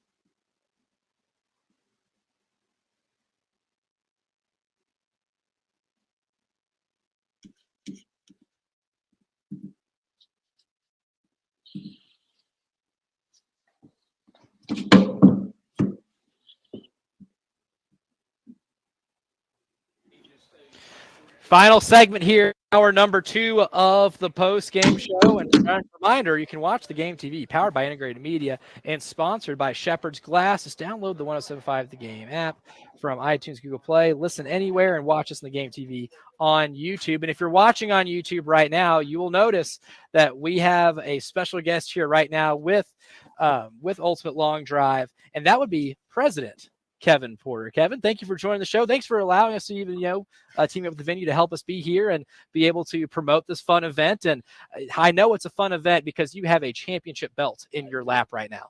For everybody watching at home. There we go. Yeah, there we go. There's the big hardware. That'll be given out tomorrow night during the finals. So that is, that's what we're here for. That's what all these competitors are out here, right? They're all chasing the belt. We've all chased belts, our entire life for it competing in this sport. It's been, a dream of mine for a long time as well. I got really close last year and this year again, but it's a little different animal now for me being a competitor and still trying to run the events as well. But, there's no bigger accomplishment for me is handing this out, right? So seeing that look on somebody's face when they finally win it, even if it's a trophy division or something like that. But, that's where it's at for me, the enjoyment of people coming out, enjoying the sport that we love. Long drive's fun, right? Yes. It's different than golf. You're going to see people yelling and screaming and, praying balls stay inside that, 50, 60 yard grid there. And the fans get behind it, come out, drink some beers, have some fun. You can yell and scream all you want. It gets more like a live event, right? Yeah, definitely. Yeah, you had me at drinking beers and having fun, right? Naturally. But Kevin, we look at the, or for those who might not be as familiar with it, what what's the Spark Notes version of Ultimate Long Drive for those who maybe have never really gotten introduced to it? So I'd say, to give you the history of Ultimate Long Drive itself and where we started. We started as an amateur-only organization at first, and it was to provide an opportunity for people to come out and actually learn this sport, right? So we have age groups from 7 and under all the way to 85 plus that hit the other night. So everybody can hit against someone their own age. It's not just about the guys that go out here and hit it 400 plus. That's really fun to watch. But say you're 65, and you're the longest guy in your foursome. Come on out and hit. You're going to have fun out here doing it. And it turns into a family event. And what you're going to see is we have a lot of open pros out here, open amateurs, guys that have kids, wives that hit. Generations of families that are out here competing with each other. It was 5. I think it was 5 generations is the biggest we've seen. Wow. So 88 years young, Barbara Glass hit yesterday. Her daughter hit, who is now 65 women. And then they have, I think it was her brother, and it's like another son and grandson and everything else that are hitting all the way down through all the age divisions. So they make it a family event. We have events all over the country, all over the world. Now we're partnered with, another 13 countries that are running events to get qualified to get here to Worlds. So for me, it's just a ton of fun. I love the sport, right? And it's the family atmosphere. It's what we bring to it. It's all about being together, coming out here. You could go out, break a club, and the guy standing next to you on the box, like, here, hit mine, finish your set. Yeah, that's fantastic. So and you guys as an organization too, and we were talking before we went on, you guys been running this is year 8. Yes. And that's pretty historical for the sport. We're the longest running long drive organization out there. We've figured out a model that works. And that's the unfortunate thing that's been happening in this sport is it'll be a big flash for a while, and everybody's seen it. When it was on the Golf Channel and things like that, it was really fun to watch. The production costs were enormous, right? Right. And it's just not sustainable that way. It's more, making it not say grassroots kind of thing, but we're doing live stream on Wingding TV, right? So we have our own streaming platform. It's out there in every household all across the world. I'm getting texts from people like, hey, we're watching from England. We're watching, from South Africa. We got Japan. Everybody over there is watching. Really cool. So we're everywhere. We have a ton of followers on all that stuff. And even, shows that we run and everything else, we averaged a couple 100,000 views just on a little Smash Factor TV show. It's a weekly news show that we do on Long Drive. So it's a big following out there, and now it's a niche sport, right? It's and we're going to keep trying to grow it. And that's why we come to Columbia as well. That's coming here, this has always been a really great venue. Tom and his staff here are just phenomenal. This is year 2 coming to Columbia for World Championships now. We want to keep it here. And that gets into the Friday night welcome party. We've never invited the public before.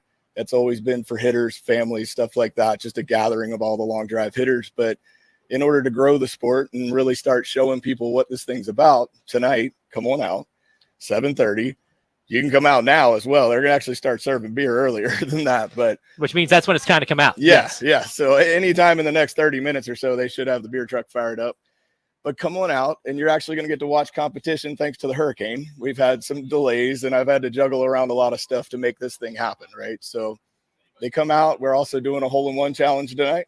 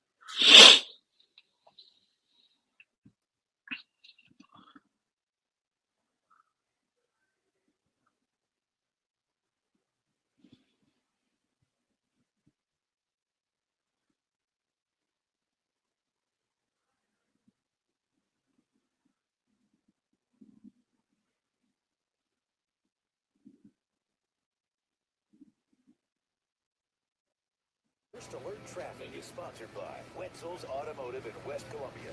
Wetzel'sAuto.com.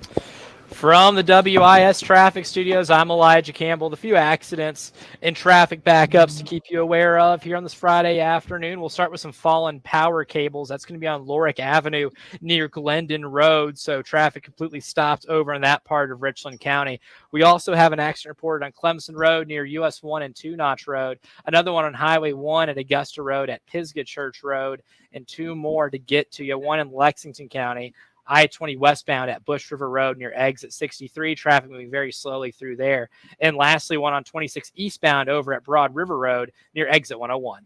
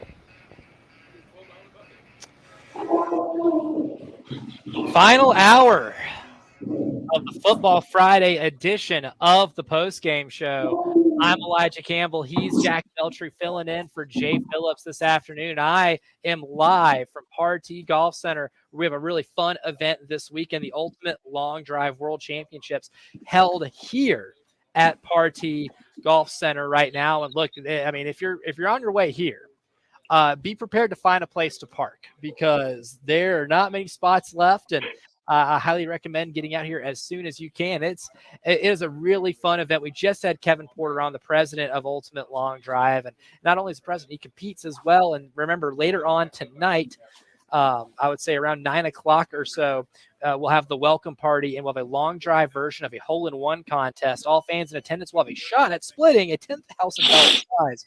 Two Ultimate Long Drive athletes will be selected by a draw to go for the challenge. Try to hit a ball 3 feet inside a circle that's 350 yards away. Each pro will get 6 shots, and when they are successful, I'm an eternal optimist here, a winning fan's ticket will be drawn, and that athlete lucky fan will split $10,000. So for you non-math majors out there, that's a $5,000 payday just for showing up and watching some people grip it and rip it. I don't know if there's a better opportunity to make some good money than that. And we'll go ahead. I know, Jack Veltri, what's the longest you ever hit a golf ball? Oh gosh, man! I assume you have some game. A little. Yeah, man. I've hit the driver pretty far before. I honestly don't know how far it goes, but like I'll watch it. And it's like, dang, where'd it go? Like it goes straight sometimes. So the driver has come along over the last few months, and yeah, I definitely hit the ball far enough, I think, but not like any of these pros out here. No, absolutely not. If it was up to us, if we were the two pros out there trying to hit a ball within 3 feet of a 350-foot target, no one's getting any money. Sorry. You can give me 6,000 chances. No one's getting any money. We're all leaving here broke. So thankfully we're not. The pros will. So come on out here to Partee Golf Center in Cayce and have a chance to win some money. Not a bad night. So we'll go ahead and get into the 5 o'clock news. And look, that was the big news for South Carolina football this week is that it is a bye week. Nothing to be playing this Saturday, but there's some big games in the college football world. One of them will not be, however, Liberty versus Appalachian State. That one has been canceled due to the effects of Hurricane Helene. And as we all know, last night or early on into the morning, it was pretty rough. A lot of power lines down. So hopefully everybody was as safe as possible. And thankfully it is cleared up and travel conditions have gotten a little bit better. But that is the one game so far in the college football schedule that has been affected by the hurricane. The game will not be rescheduled. And Jack, this feels like a game that any other year in a non-4-team college football playoff year wouldn't seem very high profile. Now, these are two great group of 5 teams. I know Appalachian State's been incredibly disappointing, but this would be a game that these two teams need in terms of wanting to not just, win their conference at the end of the year, which is the goal, but have some non-con wins that look good on a resume. So you can be the highest G5 team to get into the college football playoff in its 12-team format. Any other year, this wouldn't be as big a deal. I feel like because of the way the playoff is structured, this actually does mean a lot in the world of college football that this game won't be played. And it means a lot more, I think, to Liberty, especially, who is 4-0 to start the year. Obviously, the weather out in Boone. I was watching the Weather Channel this morning. I mean, it looked – I didn't know how they were going to play a game tomorrow. I mean, it was flooding everywhere. I mean, you couldn't drive. That's part of the main thing. I mean, sure, maybe you can play football in these elements, but you need to be able to get to the field to be able to play. So – driving was going to be tough for anyone there, but for Liberty, especially, like App State, they can live without this game because they're 2-2 right now. I think not off to a great start. Liberty, on the other hand, they got to find a way to probably reschedule for a different time of year to play. I'm looking at their schedule right now. They don't play again until 2 Tuesdays from now against FIU, and then you have a bye week right in between there. So I think you got to be able to get a game scheduled at some point here. It's not necessarily ideal. Who knows who you're going to play? You maybe are going to have to settle for a lesser opponent, but I think that's what you have to do. And it stinks because this was going to be a really good non-conference game for the Flames. It certainly was. So very, bad news for those teams. I kind of agree. Yeah. I mean, Liberty, like Conference USA is terrible, man. It's a bad league. Yeah. They should be expected to win it.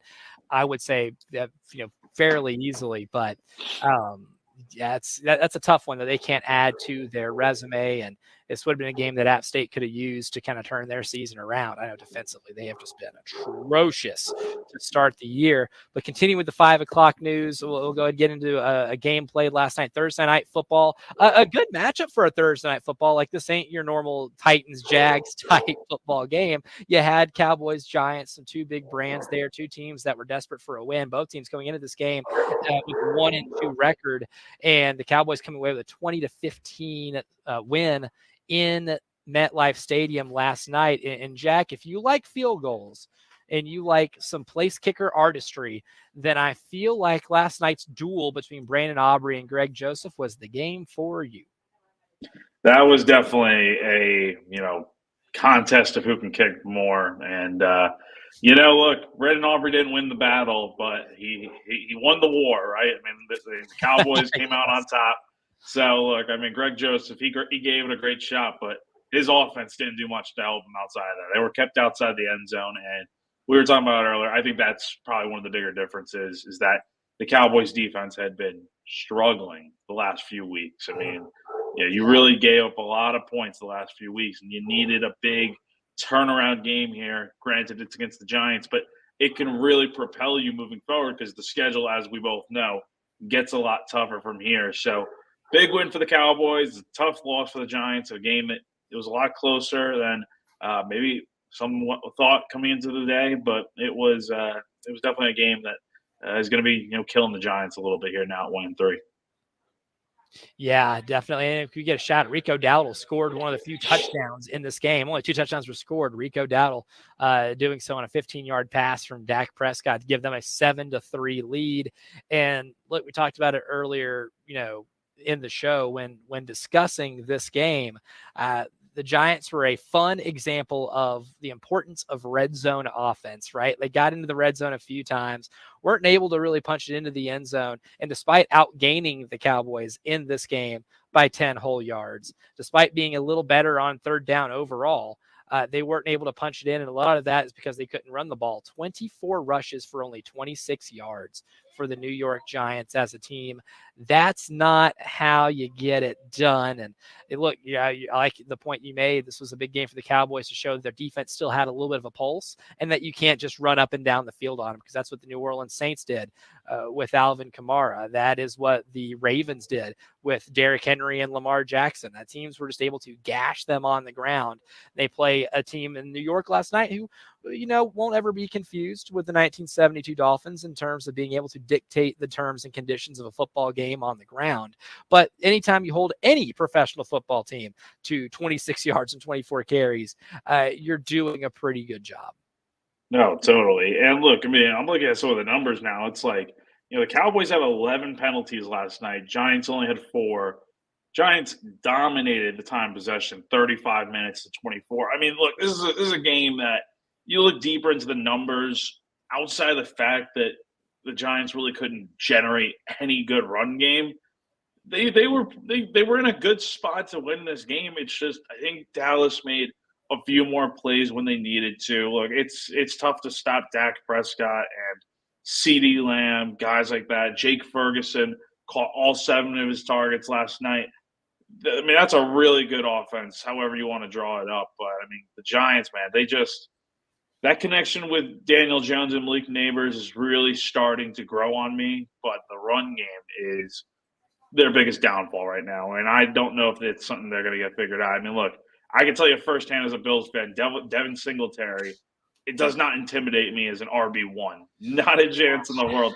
It's something that's not going to get figured out anytime soon. Sure, he'll have his good games here and there, but when you really need him the most, it's just you got to rely on the passing attack to win games. And for the Giants, that's tough when you don't have a good run game to rely on.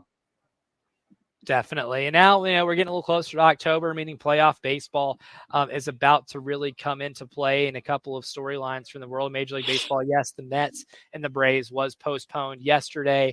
They will be taking on the Royals tonight. But the biggest news in baseball, one of the league's most storied franchises, the Oakland Athletics, unfortunately played their final game in Oakland. This is a divorce between city and team that was completely unnecessary. It never really had to happen and is really the result of greed more so than anything.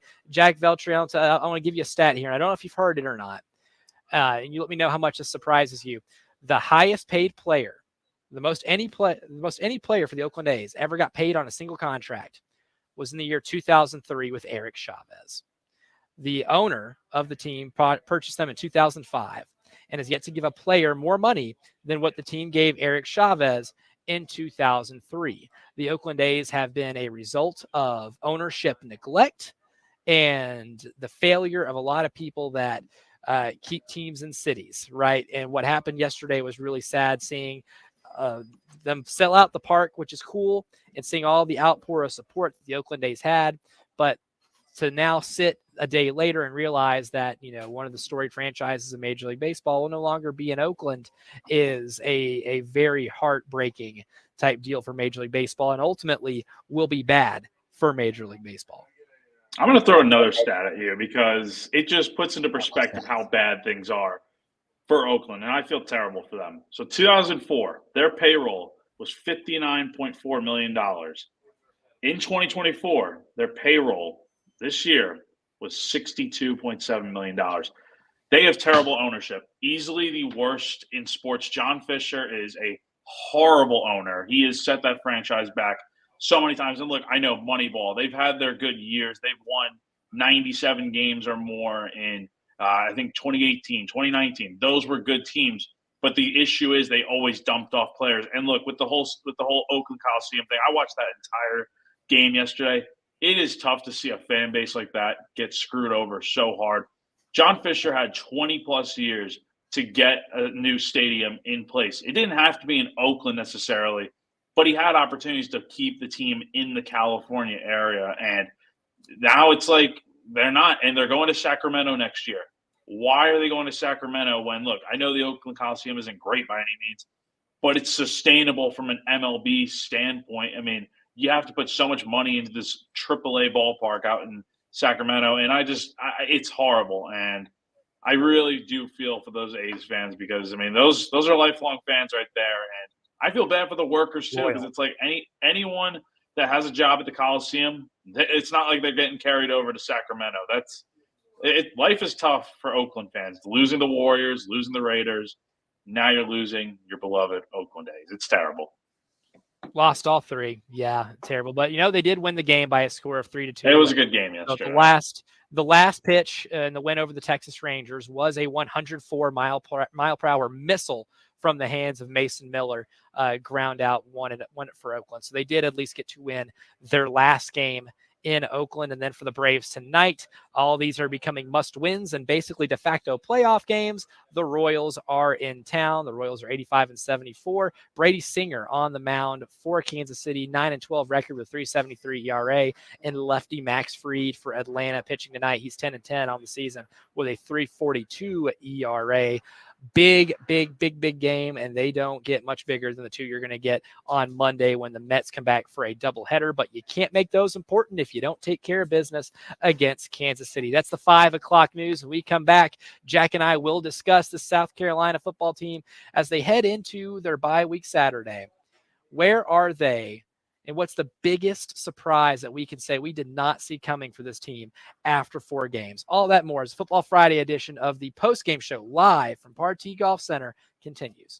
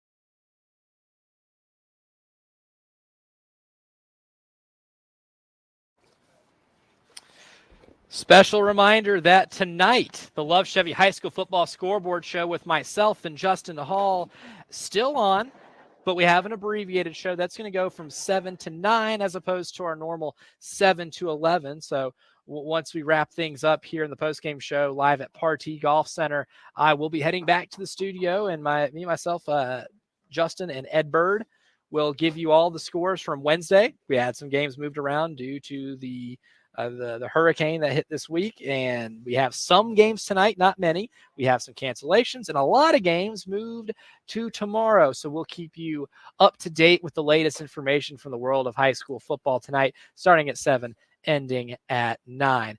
Postgame show continues here in hour number 3. Elijah Campbell here alongside Jack Veltri. And Jack, we mentioned this in the first hour. We talked about this Gamecock team.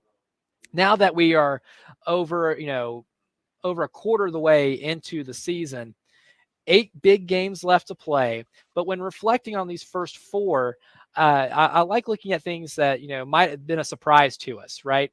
What we did expect going into the year, what our expectations were, and what are maybe some of the things that we are pleasantly surprised by. And to me, when I ask that question, I think it begins and ends at the defensive line. Yeah, no, totally. I mean, look, this defense, I think we talked about it earlier. I mean, look, the defense really played well in November last year, and it seemingly has carried over into this year. It starts with all the returning guys that you have, all the big names on the defensive line, Debo Williams, Bam Martin-Scott at linebacker. In the secondary, Jalen Kilgore, Nick Emanwari, DQ Smith. All these different guys are back, and then you add in the fact that you now have Dylan Stewart and Kyle Kennard. It makes such a big difference. And look, this defense has kept South Carolina in every game so far this year, and I fully expect that to be the case moving forward here. This month of October is really going to be the biggest test for them because I don't think they faced an offense like Ole Miss yet. Alabama on the road, I don't think they faced an offense like that in their stadium. We're going to have to see. But I think Carolina, from what we've seen so far, is really up to the test and can give the Gamecocks offense a chance, which I think is continuing to develop and become better as the year goes on from week 1 until now. Yeah, I mean, it is amazing when you look at how much the edge rush helps the rest of your defense, right? I think an elite edge rush can make an average secondary great. It can make a good secondary, or an average secondary good, and a good secondary great. I think South Carolina had a good secondary going into the season, a good, experienced group of corners and safeties. And when you make the pass rush, when you add Kyle Kennard, Dylan Stewart, make this pass rush elite, which it is, and Kyle Kennard is tied for second in the country in sacks at 5.5, making him an elite edge rusher in the entire sport of college football right now. It makes your already good secondary one of the best in terms of forcing turnovers. It makes their job so much easier. I think that was one of my biggest takeaways from the Kentucky game. Was I asked Nick Emanwari, what does that do for your defense or for you guys in the secondary whenever Kyle and Dylan are crushing quarterbacks and giving them very little time to be able to make reads and throws? And he just says that's what makes the world a difference. And that's how he was able to get that pick 6 in the Kentucky game, was because the pocket collapsed on Brock Vandegrift so fast he had to make a panic throw. And it was enough time for Nick Emanwari to be able to read that, not have to worry about being in coverage for 5 seconds, and being able to make a play on the ball, pick it off, take it to the house, and the rest is history. They crush Kentucky on the road.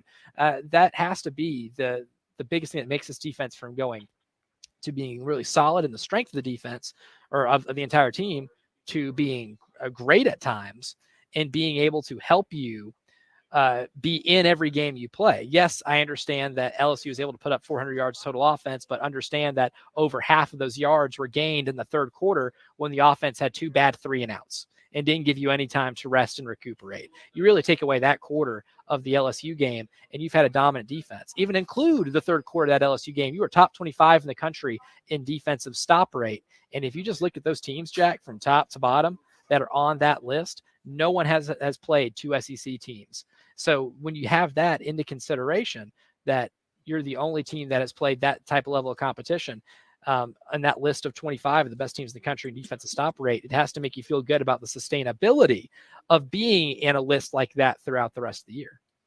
Definitely. And you brought up the fact that they're able to generate so much pressure, and that makes things easier for the guys in the secondary. Yeah, that's honestly right on the money, man. I think that LSU game, Carolina was able to generate a lot of pressure, but there were times where the secondary was tested in coverage. And yeah, some of the LSU receivers made enough plays in that game, especially in that third and fourth quarter, to make the difference in what was ultimately a win for the Tigers. But overall, man, anytime you can get enough good from your defensive line at the edge and interior tackle spots, and they're playing like that and forcing quarterbacks to make tough throws, I feel good about South Carolina's chances in the secondary because they don't have to be Superman out there, right? They can lock up defenders when they need to, but they're also going to make some plays. So I've been very impressed with what I've seen all around from this defense.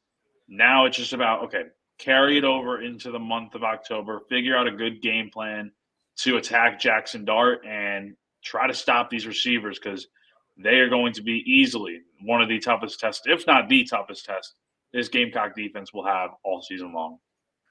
It feels like the onus is really going to be on the corners really for the first time this year, because I'm not saying the pass rush won't get to Jackson Dart. Well, they're not going to win. Jackson Dart is Jackson Darnold, whatever, my brain. But yeah, I don't want to say they won't get to Jackson Dart or that they can't, win their assignments against the Ole Miss offensive line. I think Ole Miss does have a good offensive line. I still think you have an inherent advantage there.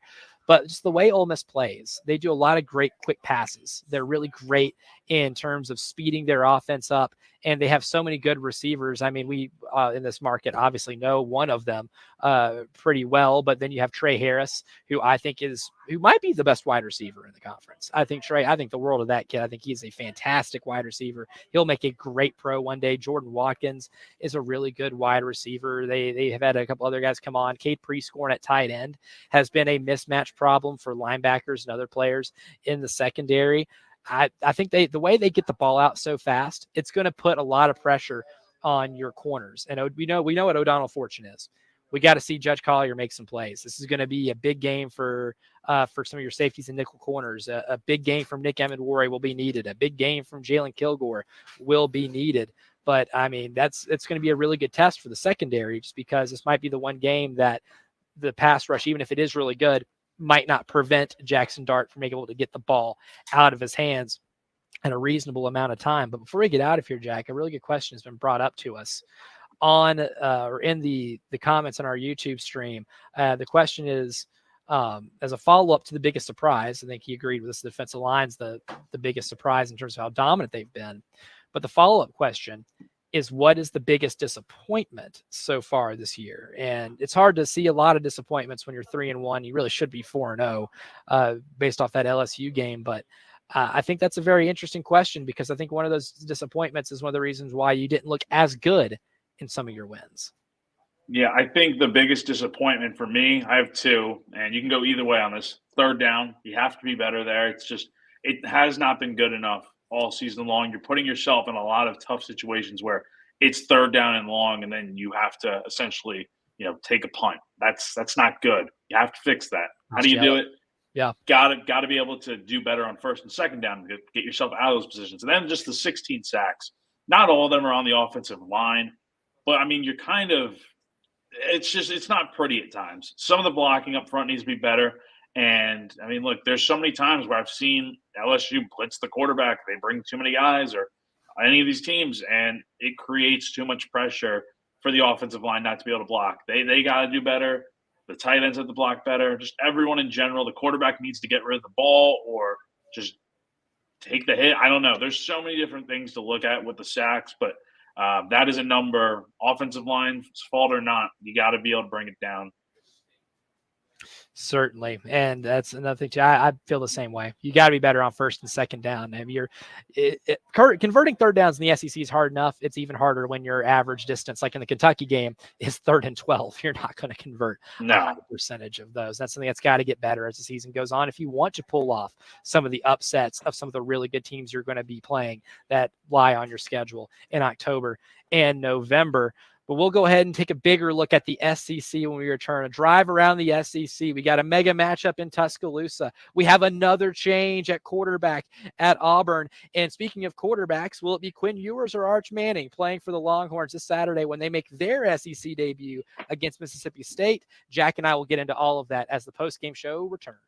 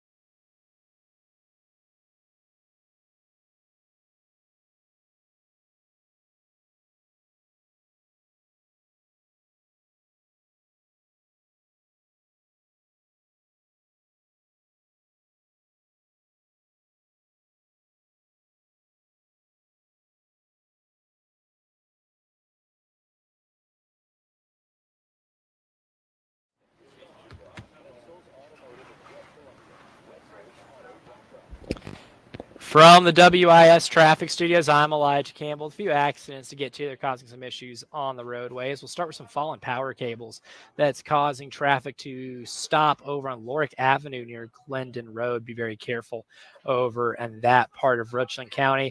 We have some other accidents that have been reported. One on Clemson Road near US 1 and 2 Notch Road.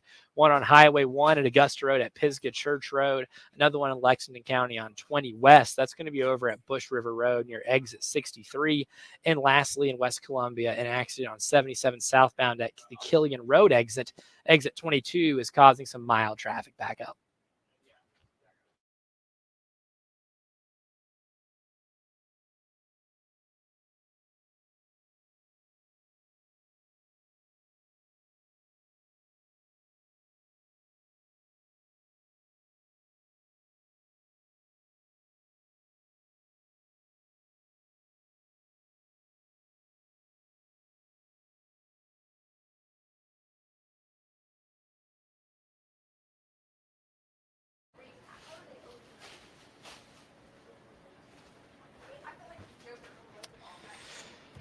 Since we did the wild card showdown yesterday, we'll go ahead and proceed with business as usual and do a little drive around the SEC. Big time weekend here, Jack Veltri.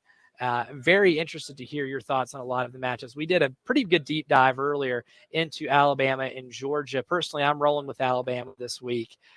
Just as much as I love Georgia on the line of scrimmage, I think losing Tate Ratledge on the offensive line is a pretty big loss, and the atmosphere at Bryant-Denny is going to be raucous, and I still think Jalen Milroe might be something that Kirby Smart has not figured out just yet. Yeah, man, it's going to be a heck of a game. I'm rolling with Alabama as well for this game, and I just think that home field advantage at Bryant-Denny is very underrated in this matchup. Look, Georgia can go in here and win wherever they play, but I think there's something to be said about under the lights Saturday night at Bryant-Denny Stadium in Tuscaloosa. It's going to be crazy.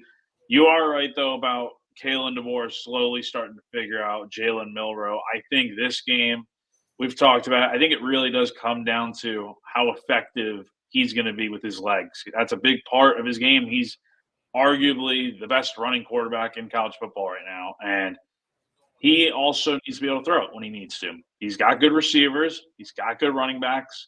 But ultimately, this game comes down to what he does and how this offense goes as far as he goes, in my opinion. Definitely. He's the one that's going to carry him. I think the one thing that's improved really well is his ability to kind of read the field a lot better. I remember watching specifically in the Western Kentucky game at the beginning of the year, they showed an angle on the field where he's making his reads to his progressions, and you see those eyes moving at all times. And instead of tucking and running, which he did a lot early in his career, because if I had wheels like that, I would rely on my legs a lot too to pick up first downs. He stayed through his progressions, made some reads, and fired a rocket downfield for like a 35-yard gain. And it really showed the difference in Jalen Milroe from 2 years ago when he filled in for an injured Bryce Young and the offense was stagnant to now where he is the offense, right? He's one of the best quarterbacks in the SEC, one of the best in the country. And I think this is a really good display game for him to be able to do it against the best defense in the country with Georgia. Other SEC games this weekend, Jack, a lot of intrigue, right? I mean, hard to top intrigue factor with the two top 5 teams, but on the opposite end of the coin, Auburn is coming off of a really bad loss to Arkansas in which they turned the ball over all over the place. And then 2 games before that at home, they got beat by Cal. It's been a really tough year for Auburn, especially on the offensive side of the ball. And it was announced today that Hugh Freeze is announcing that Peyton Thorne will be the starting quarterback against an Oklahoma team who is on their second quarterback this year after Jackson Arnold was benched, and Michael Hawkins will be making the start for the Sooners down on the Plains. Yeah, man. Look, here's the thing with this game. It is one of the more intriguing ones, 3:30 p.m. ABC. It wouldn't shock me if Auburn won this game. And for how terrible they've looked at times this season, Oklahoma's coming off of a really tough loss against Tennessee. And look, they've got a new quarterback in there. Like you said, Michael Hawkins, he played really well at home in Norman. But this is at Jordan-Hare Stadium, one of the toughest environments in college football, regardless of how bad Auburn may be. I'm not fully bought into this Sooners team who has plenty of problems just like Auburn. It wouldn't shock me, though, if this is the game that Auburn gets it going for once. And if it's sustainable, I don't think it is. But I feel like this is going to be like the one glimmer of the year where Auburn finally looks like a competitive football team and gets it done. I mean, look, they've kept going back and forth between Hank Brown and Peyton Thorne. Peyton Thorne has looked good at times, but this year it's been a disaster. And it's a whole mess out on the Plains. I don't know how I really see this game going, but it wouldn't shock me if Auburn came out of here with a victory just because Oklahoma has a lot of questions too, and it's at home. So yeah.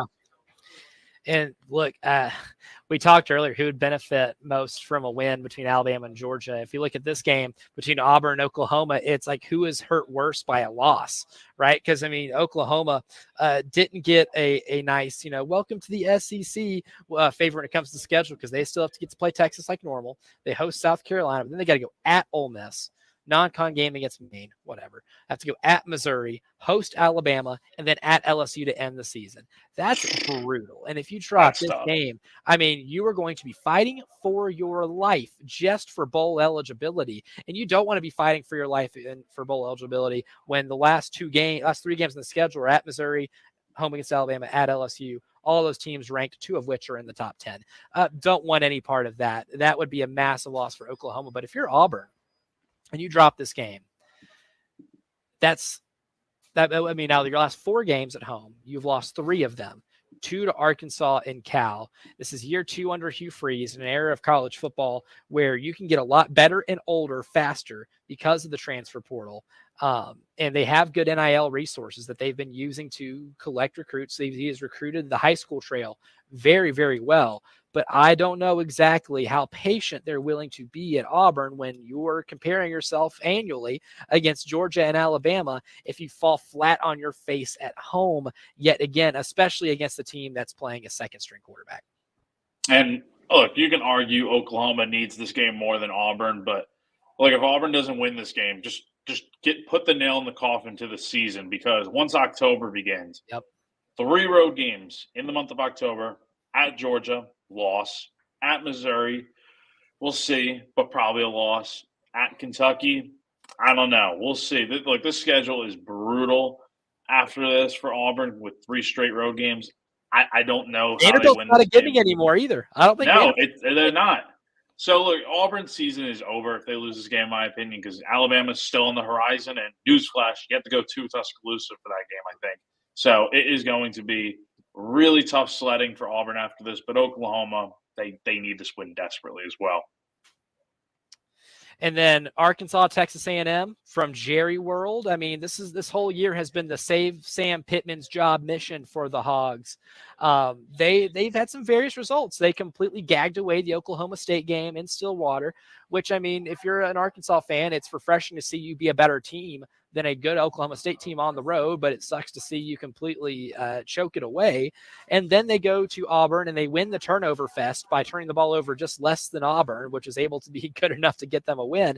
But Texas A&M, a team that is perpetually 8-4. How do you see this one playing? And do we think Sam Pittman gets a little closer to saving his job and being able to maybe coach the Hogs next year if they can start with a win here? Look, if they win this game, it's huge because, look, this is a rivalry in which A&M, I think, is dominated lately. I mean, look, Arkansas has gotten off to a good start. You can argue very much like South Carolina. They should be 4-0 right now, with the exception of losing that Oklahoma State game. But A&M, they've got a lot to prove, too, in year 1 under Mike Elko. And I'm interested to see how's the quarterback situation looking out in College Station. Will Marcel Reed be starting again? Will it be Connor Wegman? I mean, that's the thing, and it really just depends because Marcel Reed was really, really impressive in that win over Florida, and I'm interested to see who wins that game. I don't know. I could totally see A&M winning it though, just because it is in their home state, it is in Jerry World, and I don't know. There's still a lot of questions I have about Arkansas at this point. Certainly last before we head on out of here.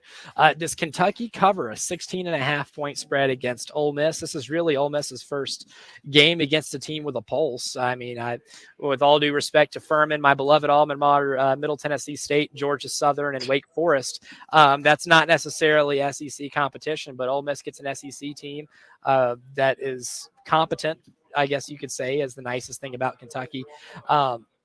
Do they cover that 16.5? Do the Wildcats go in there and at least make them sweat it a little bit? Maybe early in the game, but overall, no, I don't see it. Look, this is just another game that's in the way for Ole Miss. Their passing attack is way too good for Kentucky to stop. And look, if Kentucky's going to win this game, it would have been at Lexington. But the fact that it's in Oxford, this is going to be, I don't know. I just don't see it happening for the Wildcats. Ole Miss, they're going to be ready to go, and they have way too much firepower for the Wildcats to handle. Certainly, I believe so too. One last segment before we roll off into the weekend. Jack Veltri and myself will be calling our shots for the football weekend as we wrap up a Football Friday edition of the Postgame Show right after this.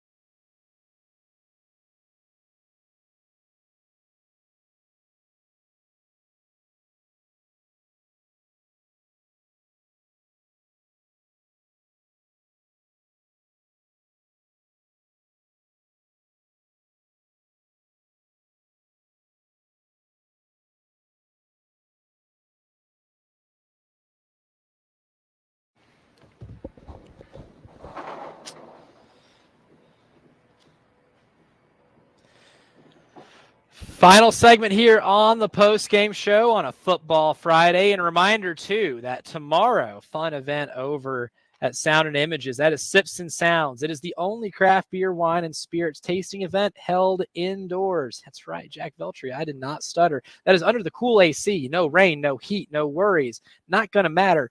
Unlimited sampling of over 40 brands of local and national craft beers, wines, seltzers, and spirits. Plus, here's the sounds part of the equation. Live performances by Ken and Drew of Sister Hazel, Days, and the Donovan Twins. That is tomorrow, Saturday, September 28th. So go ahead, get your unlimited tasting wristbands right now by going to sipsandsoundscola.com. Again, sipsandsoundscola.com. A lot going on tomorrow, not just Sips and Sounds over at Sound and Images, Jack Veltri, but a big day in college football, a big day in the NFL on Sunday. I like to reserve some of our last segment just to be able to call some shots and let off some takes before we get into the football weekend. And Jack, you look at this, you look at the slate in college football right now. What's kind of the biggest statement I think you have in terms of calling a shot from distance here? I want to see what Alabama can do this weekend, man. I want to see Kalen DeBoer finally, well, not finally, because this is his first real crack at making a statement. Yeah. This is a heck of a one. Just imagine how much, I don't know, pressure, but like you have to be the guy that follows up the GOAT of college football and Nick Saban. That's not easy. And he needs this win more than Kirby Smart, in my opinion. Needs to be able to show that, hey, you know, things are going to be good with Alabama football moving forward. They're not skipping a beat. And I'm really interested to see how Alabama looks coming out tomorrow. And I'd be surprised if they came out and laid an egg and just got beat from start to finish. Georgia's good enough to do it, but I think this Crimson Tide team is very dangerous. And I think a lot of people think, oh, because Saban's not there anymore, it's a different team. But I really do think this Alabama offense is dangerous. And we talked about earlier, this defense, they are good too. So I'm very fascinated to see if the Crimson Tide and Kalen DeBoer will get the win tomorrow over Georgia. Yeah, I think they do. I think Alabama ends up winning, and I think it's going to be pretty low scoring. We're probably talking 21-17, something like that. To me, I don't know if I trust Georgia to have unlocked the downfield passing game of their offense just yet. I like Carson Beck as a quarterback, so I don't want to make it sound like I'm really ripping on the guy. But I don't trust him to be able to stretch the defense. Alabama has done a really good job this year of keeping the ball in front of them, making tackles, being sure-handed on the defensive side of the ball. Keon Babb at corner has had a phenomenal season so far. If you are going to try to stretch the field, you got to do it against that guy. I don't see you doing it against that guy. I think Tate Ratledge being gone is really big, and there's going to actually be more pressure on Carson Beck in this game than we've seen all year. I think Alabama is going to try to bring pressure up the middle. It's going to be a lot easier to do without an All-American guard for Georgia to be able to protect Beck. I just think it's too much along with the crowd. I see Alabama winning this game. But if we want to get crazy, Jack, and I'm all about getting crazy, tonight, Miami, Virginia Tech. Miami's awesome. And I don't want this to be coming off a shade towards Miami. I think Cam Ward is so good, it's not even funny. And I think Xavier Restrepo is a phenomenal wide receiver. I think this Miami team is every bit as good as their record says they are. And I think this is a team that will legitimately contend for not just the ACC, but for a high seed in the college football playoff. And actually, I firmly expect them to be in the playoff, whether they win the conference or not. But tonight, they're hosting Virginia Tech. Virginia Tech's been one of the biggest September disappointments. I was very high on Virginia Tech at the beginning of the year. Me too. They lost to Vanderbilt. They lost to Rutgers. But I'm here to tell you right now, Jack Veltri, Vanderbilt's a good football team. I know they lost to Georgia State, but that's just what Vanderbilt does. Vanderbilt's a much better football team than they've been in years past. Rutgers is a good football team. They are a really good football team. And that was a team that at the beginning of the year I thought would be 9-3. I think that's a good 9-3 football team, just given some of the breaks they got in their Big Ten schedule. But those are two games that the fan base didn't think they should have lost. Vanderbilt, I'll give you. Rutgers, I knew you weren't going to win that. But Virginia Tech still has a lot of talent on that team. And this is just a game Miami loses historically. You know, This isn't shade towards Cam Ward. This is maybe more shade towards Mario Cristobal. But losing games like this at home has kind of been the Miami Hurricanes' forte of the last decade. They disappoint at home a lot. It's not a fantastic home field college football environment. Tonight at 19.5-point underdog, this feels like an upset. I can kind of see Virginia Tech going in there, and I'm calling it right now. I think Virginia Tech is a 19.5-point underdog, goes in there and beats Miami tonight. I still have faith in Kyron Drones. I can't quit him, right? I can't jump off of the Kyron Drones bandwagon, even with the comically hilarious safety that happened against Rutgers. It's terrible if you haven't seen it. But I don't know, man. I can't quit the Virginia Tech Hokies, and I think tonight is a perfect combination of them flying under the radar and Miami doing post-2003 Miami stuff. So that's kind of what I got going on tonight. Jack Veltri, thank you so much for joining me. It's a pleasure as always. Fantastic work today. Good sir. Have a fantastic weekend. Appreciate it, my man. Thank you so much.